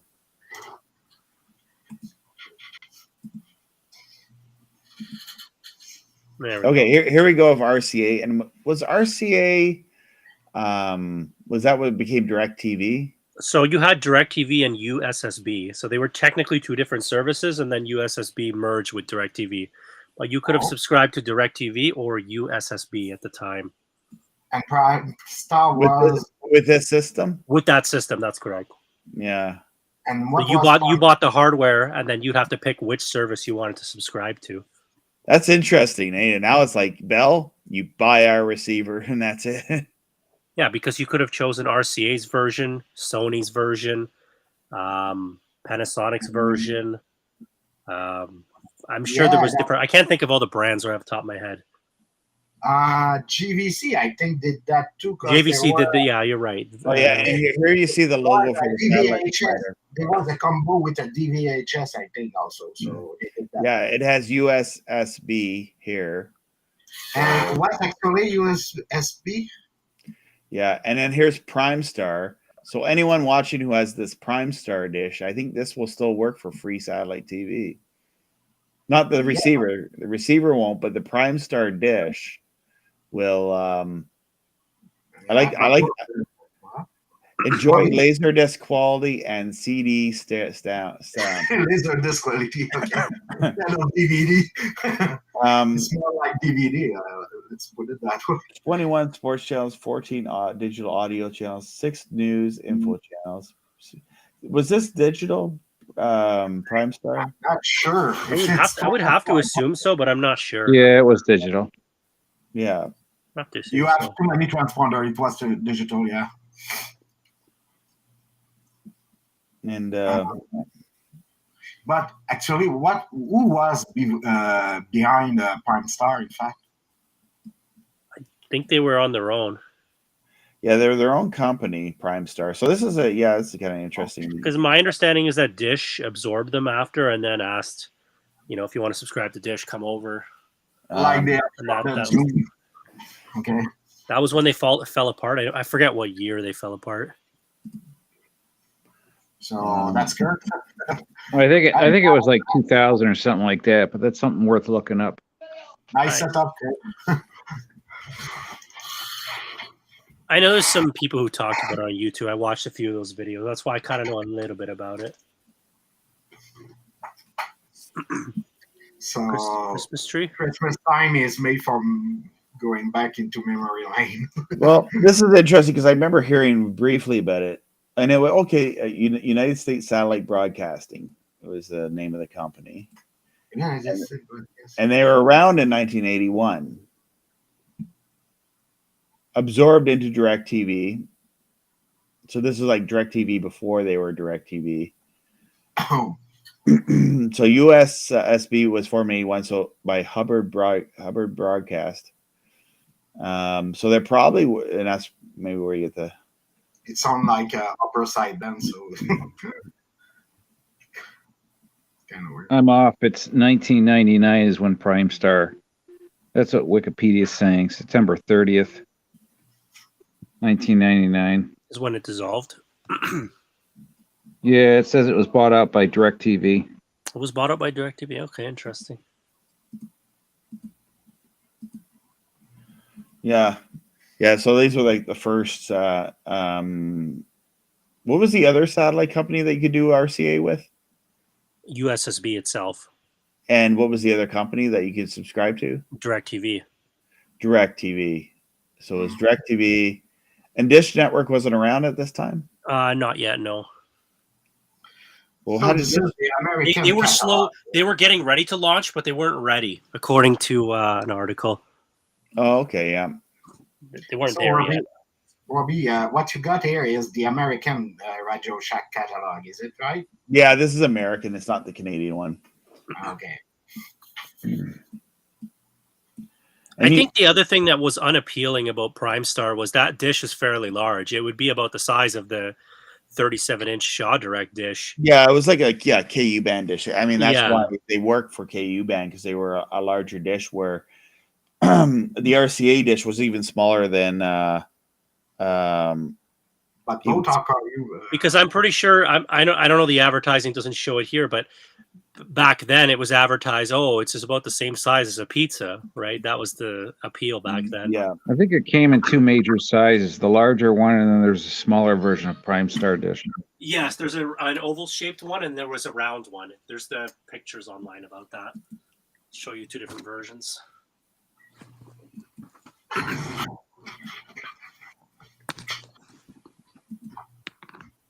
there's the TV guide again, and all the antennas. And then they're like trying to make things. I think they're doing these omnidirectional antennas to try to make it look like a direct, an RCA dish. I think that's why these disc shaped antennas sort of popped on the market. Magnetic mount for mobile TV. I like this. It's a VHF and UHF. It's a boomerang, like on the back of a limousine for. Which you can't really do now. You can't really watch digital TV on the go. Hopefully, with ATSC3, you will, but who knows?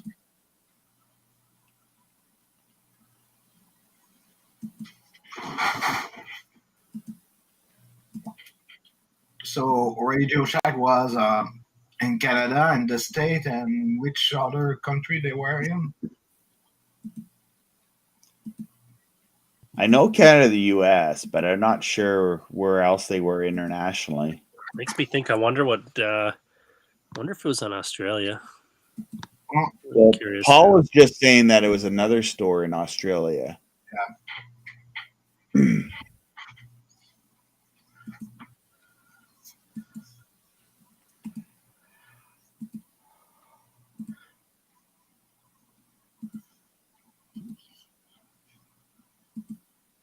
Wow.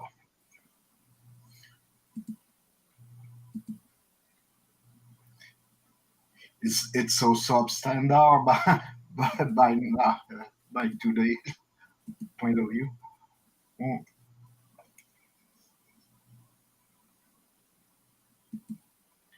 A pencil sharpener that is power driven. And here you in the 90s, you start seeing these weather stations. We have one of these now. It's where you have the meter out that shows you the weather and all that, and you can even connect it to your Wi-Fi and have a web interface for these things. Yeah, it's saying that Radio Shack was in Mexico, and then Egypt, and then Australia. According I'm to not sure about Wikipedia. Yeah. Wikipedia can be wrong sometimes. That's why I'm thinking it doesn't sound right, but I'm not doubting it 100%. There could have been one store in Australia, and then with Wikipedia, that's good enough for them to say that they were in North, South Wales. Yeah, maybe you're right. Maybe there was one location. When it said North South Wales. Yeah, North, South Wales. That's her name. Okay. I'm not 150 Peel Street. Well, again, this is coming off Wikipedia, so we're not 100% sure. You're starting to see the IBM brand in. I think this is a ThinkPad too. I don't think it was branded ThinkPad yet. Yeah, this is Not maybe this too particular machine, at least. early. Yeah, It's coming What's it though. like? There's a logo with IBM on it. It says, maybe it's a ThinkPad.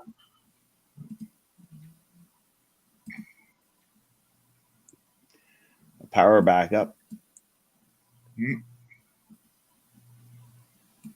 Pretty expensive back then too. Yeah, Oh my God, that's great. That's Yeah, crazy. I'm just thinking about the conversion rate for that. Wow. yeah.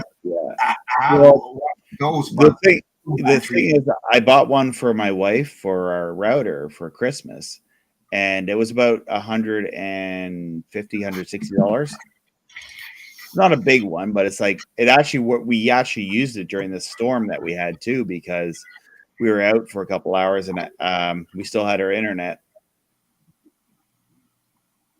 Yeah, it's definitely worth having a backup. Obviously, I have a fairly large backup, but my reasons are for work, so it's different. I use one big one from an hospital. I bought this. It has 4 batteries on it, so nowadays you can have way bigger one. Oh, sorry, I'm gonna bring you up there, Patrick. So this old one from I think 2012 or 14 has 4 batteries in it, and I can tell you it can power all my setup here for about an hour maybe. So here we go. So Well, you know what, you want that, eh? Because if you're rendering, and I don't know how you. When I do rendering, I usually just leave my computer all by itself to figure out the rendering. Don't try not to disrupt it while it's rendering, so it doesn't. I don't crash it. The problem here is that we are far from the step-down power supply. The power, the power transform, the step-down power transformer from Hydro-Quebec. We are kind of far from it, so we have many problems possible between that and me. So a lot of time we lose it from some seconds and from time to time. So it's quite valuable to have this, because you don't want to start over a 24-hour rendering just because you lose electricity for 1 second. So Yeah, that's it's not worth the it. main. It's not worth it, and I bought it used for $60, so I have nothing to complain about. So here's my VCR that is a DVD player VHS machine. That's what it looks like when I try to play a VHS tape.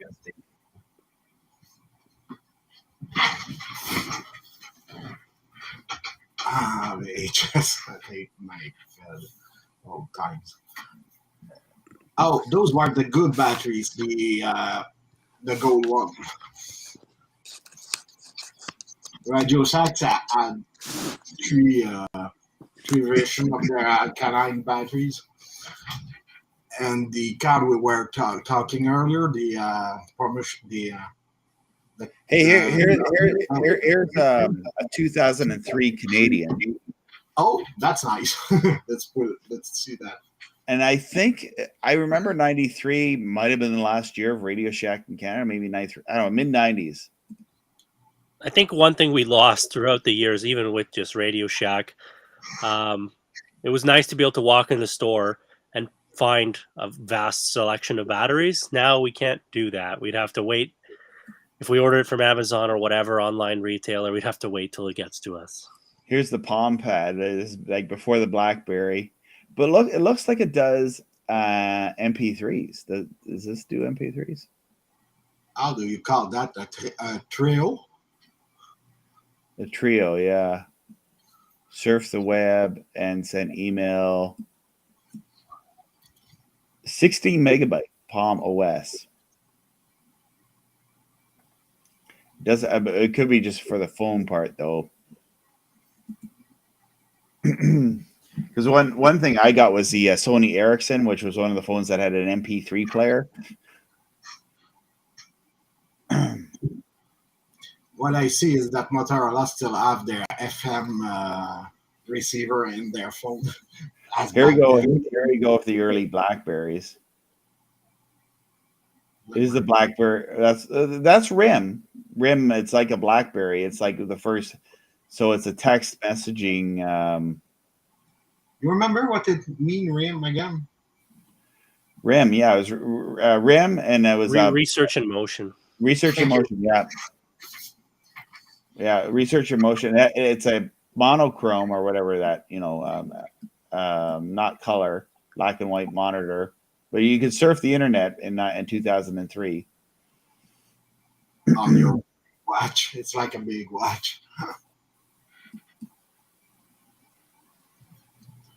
We're starting to make cases for our phone back then.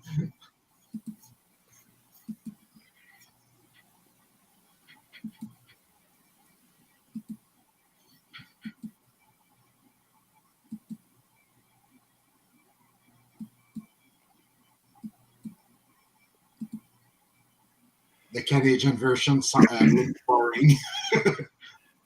I don't know. It's got 200 pages though, so there's a lot in there. Here we go with the FRS radios. It's funny. I still have that purple walkie-talkie. Oh, really? Yeah. Oh, yeah, one like that. Yeah, I have one. I'm actually surprised. I have a Cobra. I don't know if they have it in here, but it actually still works, and it's almost like it's got to be over 15 years old. The battery still works. Wow, that's crazy. I don't know how long it'll last. I should change the battery on it because the radio is good. It's just really the radio is the battery's getting old. I think one thing that Motorola did right was that you can use the rechargeable pack, or you could just put triple A's in it, or sorry, double A's, I should say. Oh, really? Yeah. I had those phones. Yeah, the first. Because you could dock them and then charge the pack, or if you didn't feel like charging the pack, then take the pack out, put triple A or double A's in. Yeah, back then I was not able. I had to solder those batteries, but it was possible. They were using the commercial version. They still have videotapes in 2003. You see them actually like 8mm. They're still check the 10 hours VHS there. To the right. We had some people don't remember that we have T200 tapes back then. I still have those. Oh, yeah, the 10-hour tapes, eh? Yeah, there you go. There's one there. I knew they made 8-hour ones. I've never seen the 10-hour ones. So, again, that's news for me or new to me.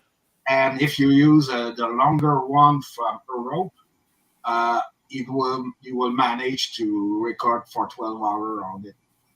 So, but make sure you have a good VCR because those tape are too thin to. I've heard about that.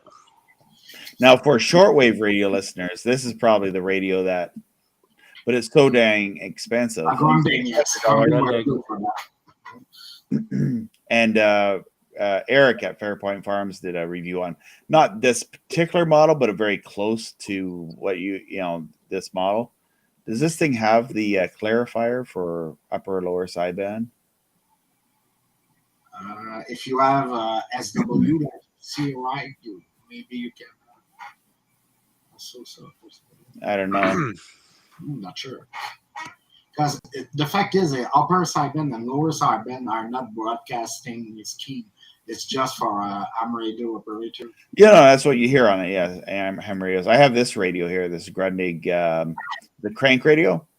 But an interesting thing is if you plug it in and you could charge the crank battery and actually run it for a while off the crank battery. I found they're good radios too. I think this is the one I had for years. Yeah, that looks like the model I had. This was, and then it was about $100, and I used that one for years as my shortwave radio. The radio for AM stereo for AM. There was some video on YouTube about that when they tried to make AM stereo. So. Oh, really? Yeah. So I don't remember exactly the name for the broadcast key they use for that, but for The a quality- time, there The was, quality stereo. doesn't look very good when they scan this in.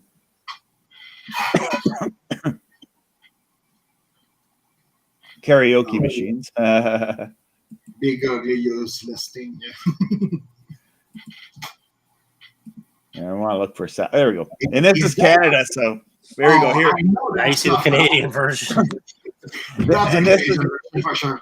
And and- what I was talking earlier is exactly what you see right now. Get high definition TV, enjoy picture quality 9 times. This is what we call under the word free. The receiver, you see that is it's an HD 200. Okay, and this is what we call an up converter with a band describer to be able to see HD television from the other receiver you have upward. So you would need both receiver you see here.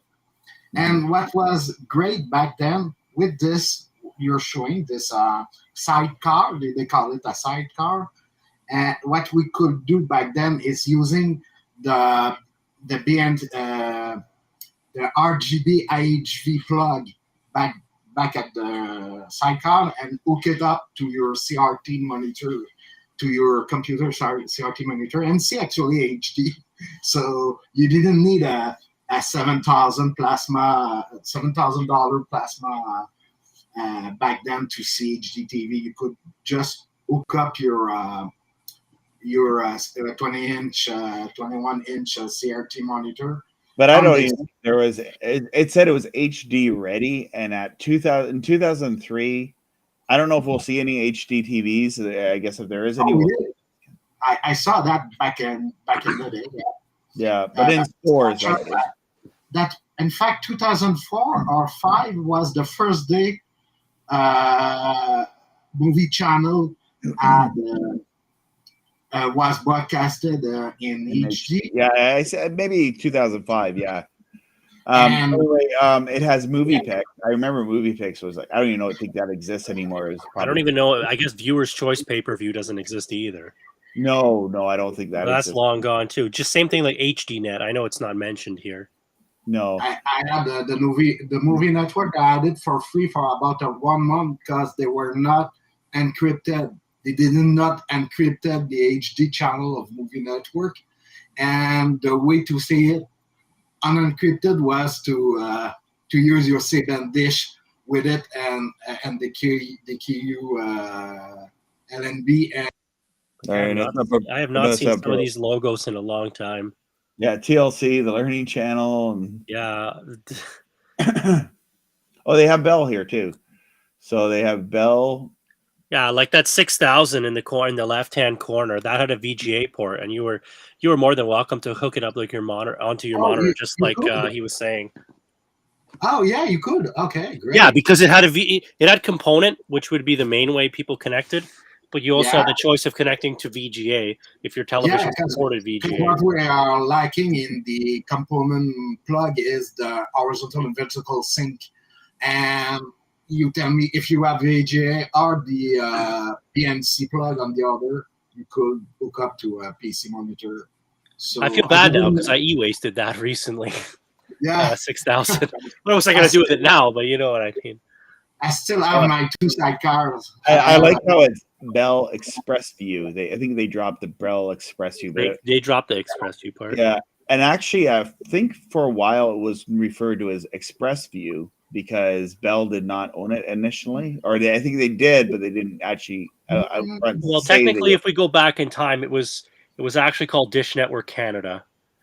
Really? Yeah, if we go back that far, yeah. If there's old boxes with that labeling, if you Google that, maybe I can find it for us. Okay. I never thought of this. That's way back. Yeah. Because it's always, at first, for me, it was Express View at first. It became Bell Express View later on. Yeah. I think I heard things like, they have the pizza disc satellites, but then I heard there's not as much channels on it as cable at that time. That's true. There was not many channel at first. what I don't understand, because there were maybe transponder, in fact. Maybe they were not able to put much more channel per transponder, but I see a price here. I'm just It's trying to find it. $474 after rebates for your Bell Express View receiver.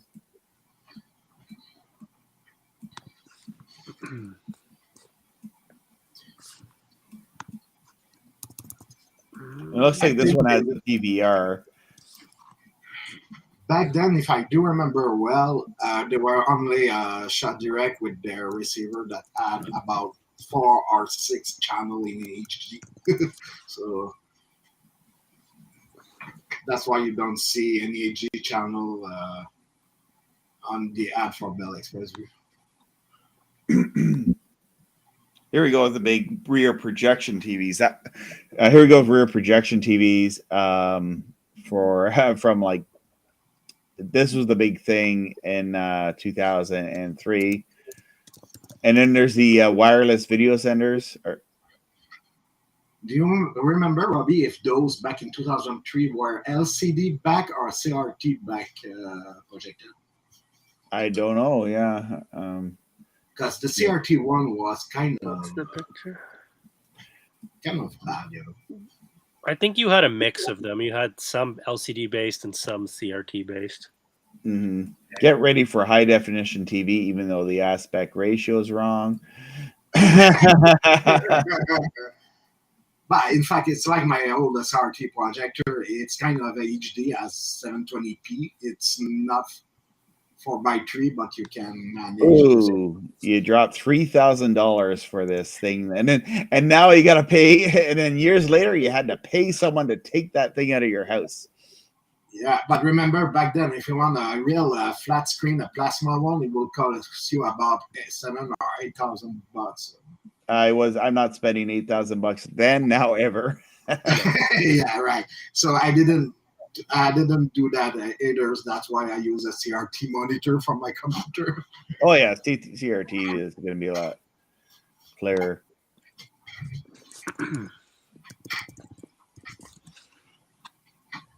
But it's interesting they did have the big screen TVs at that time. A 32-inch, which I think I have a similar equivalent to this, well, 36 Panasonic.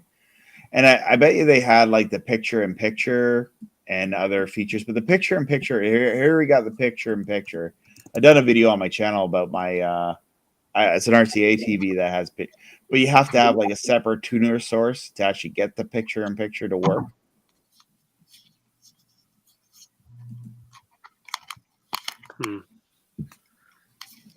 Here's a flat 24-inch.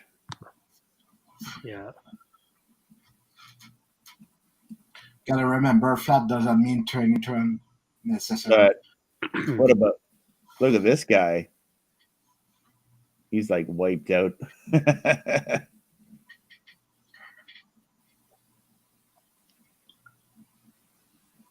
We were not asking much back then. No. So here we have DVD players. So DVD players have popped on the scene.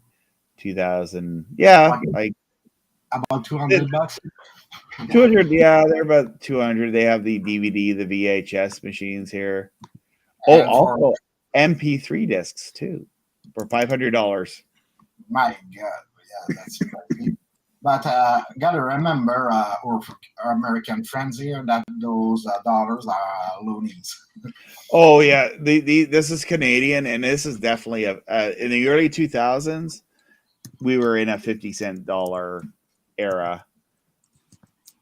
I think it was lower than what it is now. American dollars back when we were on pair with American dollars.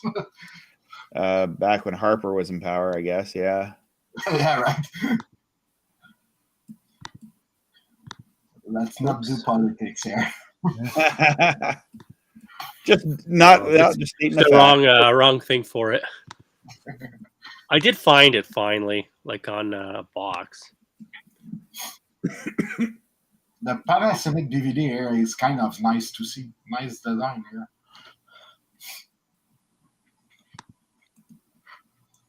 I don't know if we lost Robbie. Maybe I'm not. right here. I'm just looking. I did find what the logo used to look like on an old box. Oh yeah, you got Yeah. it on your thing there. Yeah. Oh, Oh, okay, you brought it here. I was bringing that up. Just Wow. Network Canada. never saw that could. Yeah, that- you've that seen these could- dishes for sure. Like Yeah, that. you see them in the wild like that. Yeah, Express Yeah. View with that just say Express View on them. Yeah. So was it owned by Bell or was it partnered with Bell at that time? I think it was partnered initially with Dish, and then I think Dish wanted to come here, but the They would- CRTC said no, and then I think ExpressView was the one that was just going to run it on its own. So they Yeah, dropped the Dish yeah. part. You're probably Yeah, on the right That's track. that was the thing, is they wouldn't allow American companies to come in and Broadcast. broadcast to Canadians. Yeah. Yeah.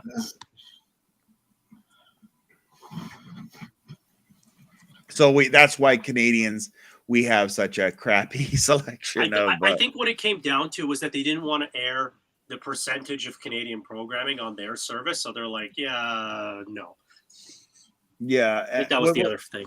One of the things it came down to was yeah, we had but then the thing is with the internet, and they want to try to censor the internet, or like not try to make the internet like how cable is, but that will never work.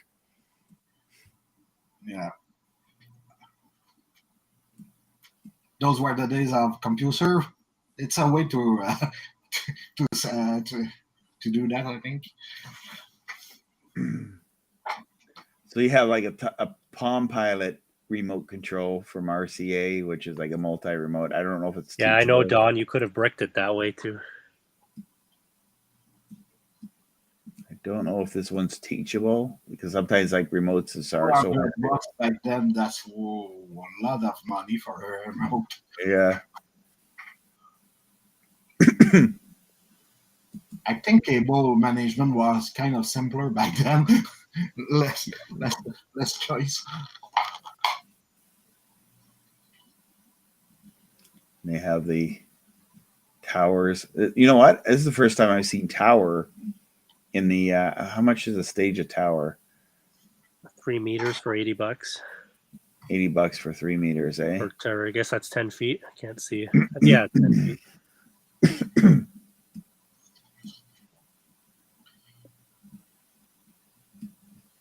Then $90 for the top. Aim for the best reception in your neighborhood, and everyone in your neighborhood will see it and just love it. Yeah, but then they can all connect to it. Yeah. Just hook up your whole neighborhood. Get an HD home run and share Wi-Fi, and there you go. There you go. Yeesh. I'm sure people are still doing that right now, and we shouldn't laugh too much. I wish I could do that where I am, but people tends to be, I do my own things, never mind. They want. So 2003, we see the beginning of cameras, but also digital cameras. Or is this still film? This is I don't know. Can't tell. it's DV time, so I think that's digital. You have it. Digital, It's yeah. a 2 at Yeah, the those upper, ones are to the right. The upper right is a 2 Yeah. megabyte. 2 It's on the megabyte. dot. Yeah. Sorry. Yeah. So like, yeah, the $600 Kodak, and they have the docking station and all that. Yeah, this is all like I think you need 6 megabyte to make a picture that is kind of HD, or 2 megabyte maybe. Megapixel, I should have said. Sorry. and you got the Lexer 250 megabyte SD. Megabyte. Yeah, right. 32 megabyte for $50. I got. Oh, and there's Sony. Yeah. Is it Sony's proprietary band. Those are not Sony, by the way. Those are Sony adapters. Is it right, or those are Sony? It says Lexer. I thought only Sony made those memory cards. Oh, weird.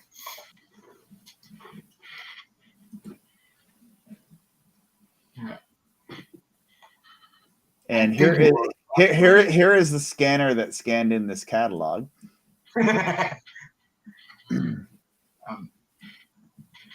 I don't think it's that good.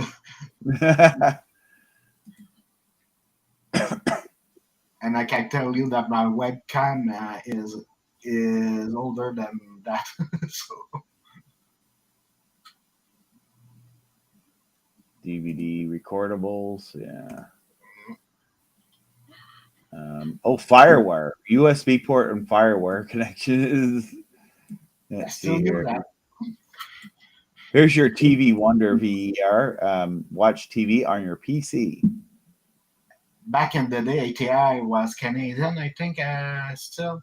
And I called those guys and I told them that their project was crappy because they were not respect with the video signal. They were doing stuff that you cannot use. They were not respecting the way you digitizing analog TV. So There's a kind of problem. useless. You want to record stuff on it, and you cannot record. You cannot do a digital version of your VHS with that.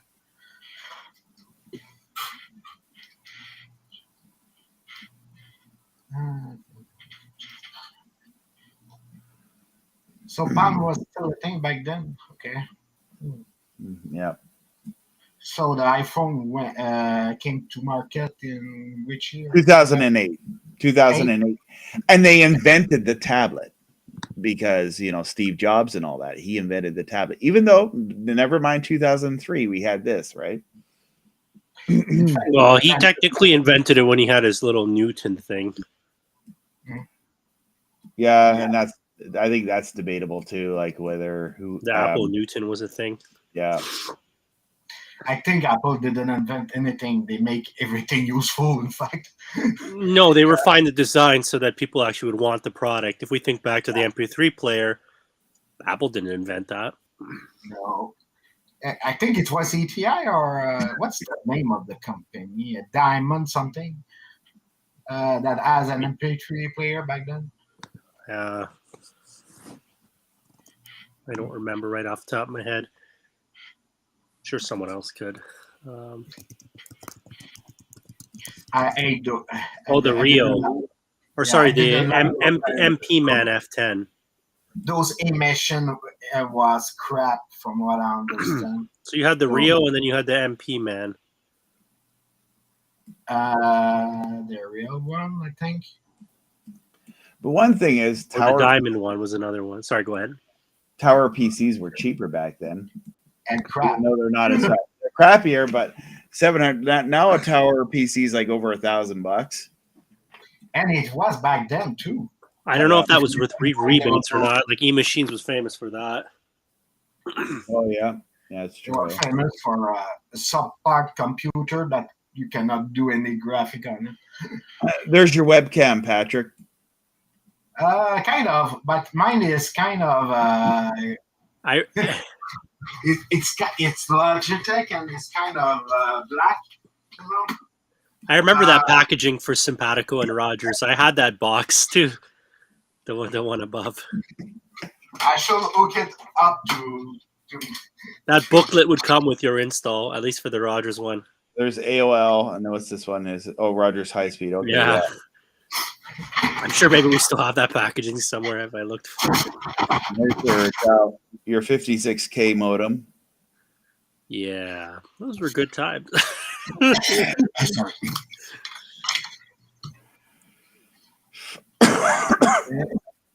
think I'm trying. And it's funny to think that you can still subscribe to dial-up service if you want. Here's the trackball that we were talking about earlier. And it's the Logitech. That's the good one. Yes. Yeah. I'll have to find the one I was actually using now that you guys mentioned that again. I have like a cheap one that is actually a mouse and a trackball. I think I have the Wingman. I have this game controller here still. I still use it. Runs on Linux. Let's see.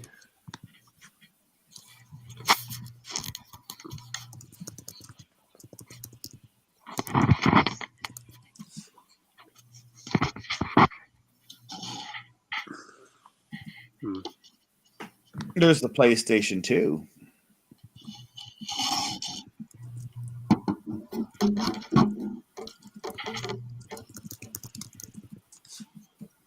PlayStation 2. Oh, here we go. That's what I was looking for.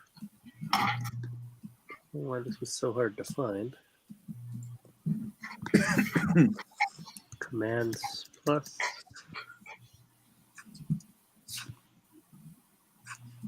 Oh, it was Kensington. Interesting. Let's so entire screen.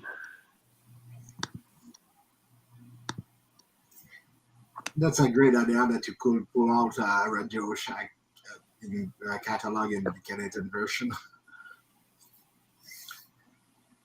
Yeah, I was more accustomed to a trackball like that. You got a picture of it? Yeah. Oh, let's see. Yeah.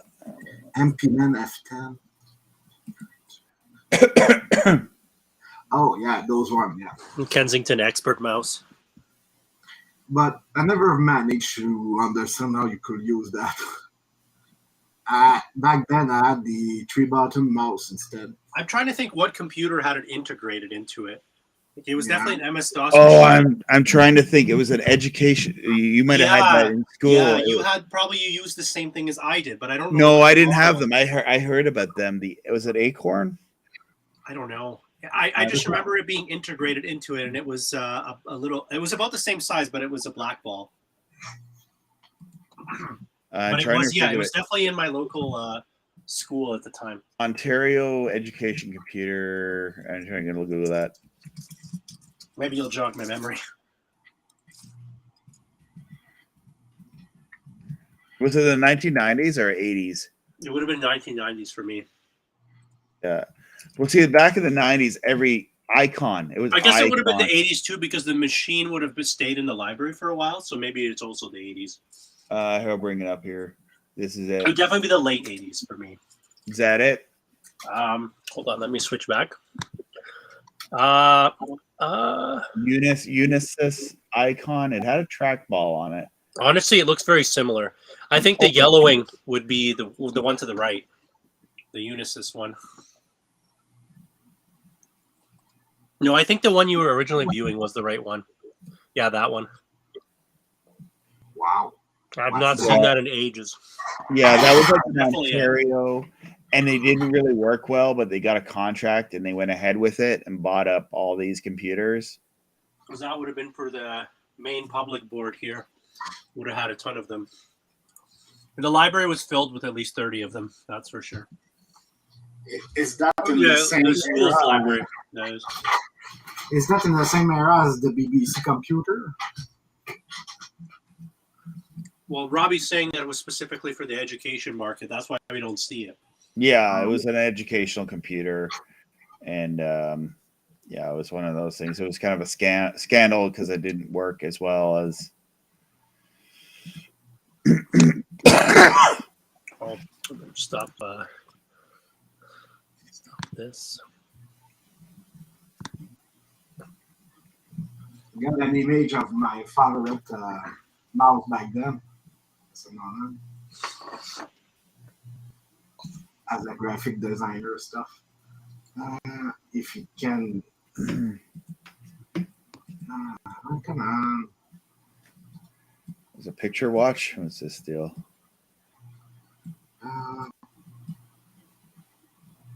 Let's go that way.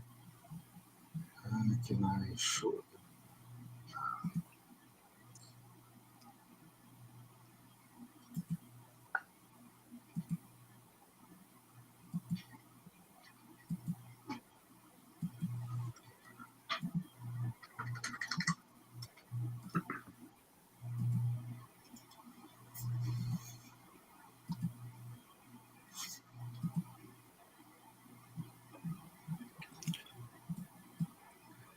Wireless. So here you go. We were talking about VCRs with the 8-hour tapes. These very specialized VCRs for security camera systems. So what they would do is actually it recorded slower and really crappy quality. So it had 9-hour time lapse.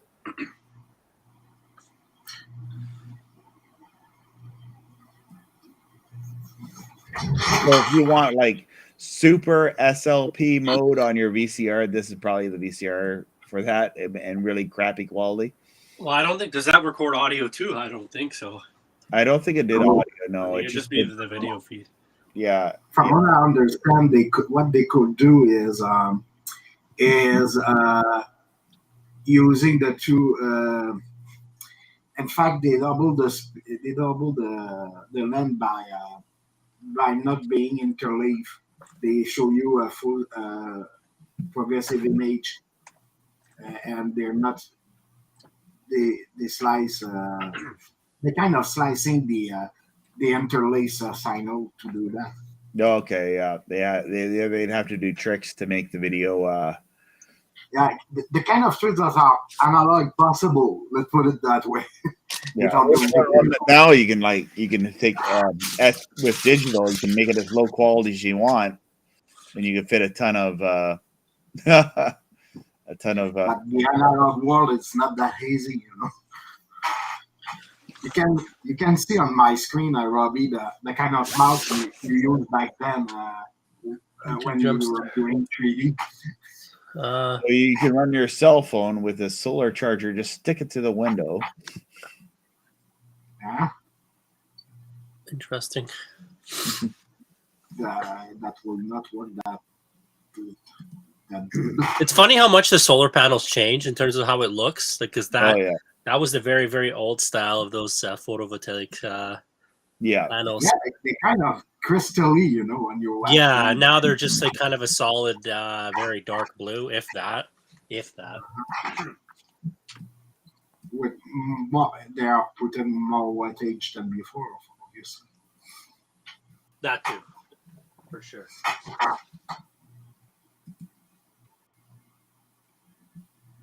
And it looks like it's coming to the end of the catalog here. And that looks like just right on the end of Radio Shack for 2003 for Canada. I think after that. Going to every catalog. No. Well, anyway. When did it leave Canada? Sorry, just to clarify. I'll have to look that up. I'll show your mouse there for a second. Yeah, just for a second. Back then, you use the 3 button for X, Y, and Z to make 3D. That's why you have that type of mouse. The first one to use that type of mouse was SGI with their computer graphics line to do 3D stuff, and it went to PC afterward. So they were the mouse that was big enough to be comfortable, and you can use the 3 button to work on your X, Y, and Z axis.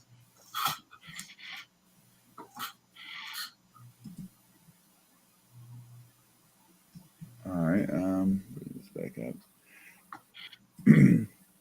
So it says, I don't know, this looks like it's formerly Radio Shack Canada, 1986 to 2004, but Radio Shack Canada, that one makes sense. It was around before 86, but 2004, so that was like a 2003 catalog. So that's probably when it became the source, or they just, you know, and always when you change the name of a store, it might take them a while to change the signs. Like what we've seen here in Ontario, like for example, there's still, I think you still see some Circle K's that actually still have the Max Milk sign still up. Yeah, we do still. There's still a few of them out there, Robbie. Yeah, right. Yeah, actually, you can still find some Max Milks, well, it'd be Circle K now, that still have the Becker's sign up because they just never changed the sign. You're right. I never even thought about it that way, but that's true. There are still locations that would stay the Becker's, and I never bothered to replace the signage for it. There's still one town has a Stedman store, which you don't see too many of those anymore in Ontario.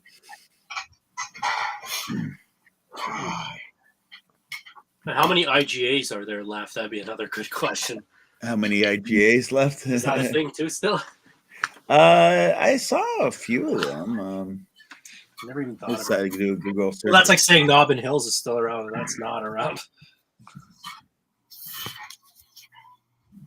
How many IGA stores in Canada here? I'll bring that up. It says 194 because there's still like small stores that They're Foodland, Sobeys, IGAs, Safeway. Like Foodland and Safeway, yeah. Oh, IGA, you Common say? up north. Aren't they Okay. aren't they IGAs in Quebec? Oh, for sure. Yeah. There you go. There's our answer. Yeah. They're all in Quebec. At first, I didn't understand what you were talking about. IPA. What do you mean by IPA? But when you said IGA, international. IGA or EGA in French, International. now I get what you're talking about.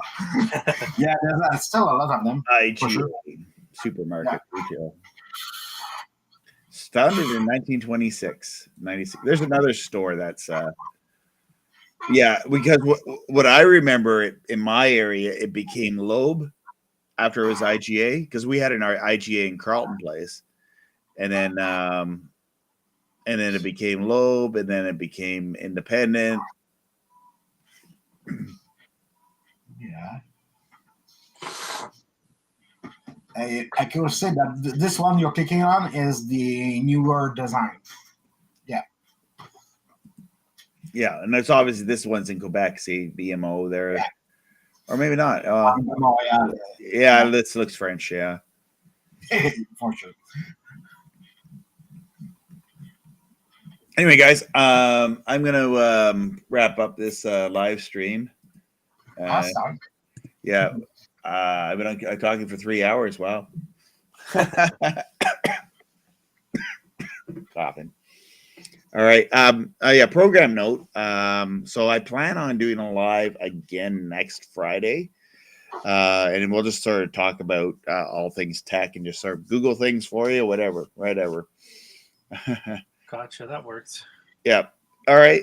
So thanks for everyone who participated tonight, and we'll do this again next week. So have a good night and have a happy New Year, and let's hope that 2023 is an awesome year. Anyway, I'll end this now. I got a video to play us out. Chat. Bye, everyone. Have a good one, everybody. Happy New Year. Happy New Year.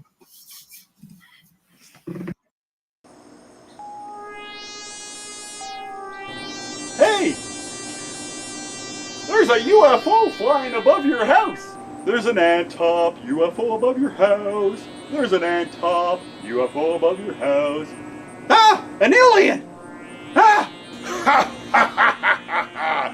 Pesky human! Ha ha ha ha! We've come to rule your planet and take away your resources! Ha ha ha ha ha! Ha ha ha! I will let you keep your pesky little lives and watch your television. As long as you bow and you kneel before the UFO operator guy. And first, you have to do the truffle shuffle. Come on! Do it! Come on! Do it! Okay.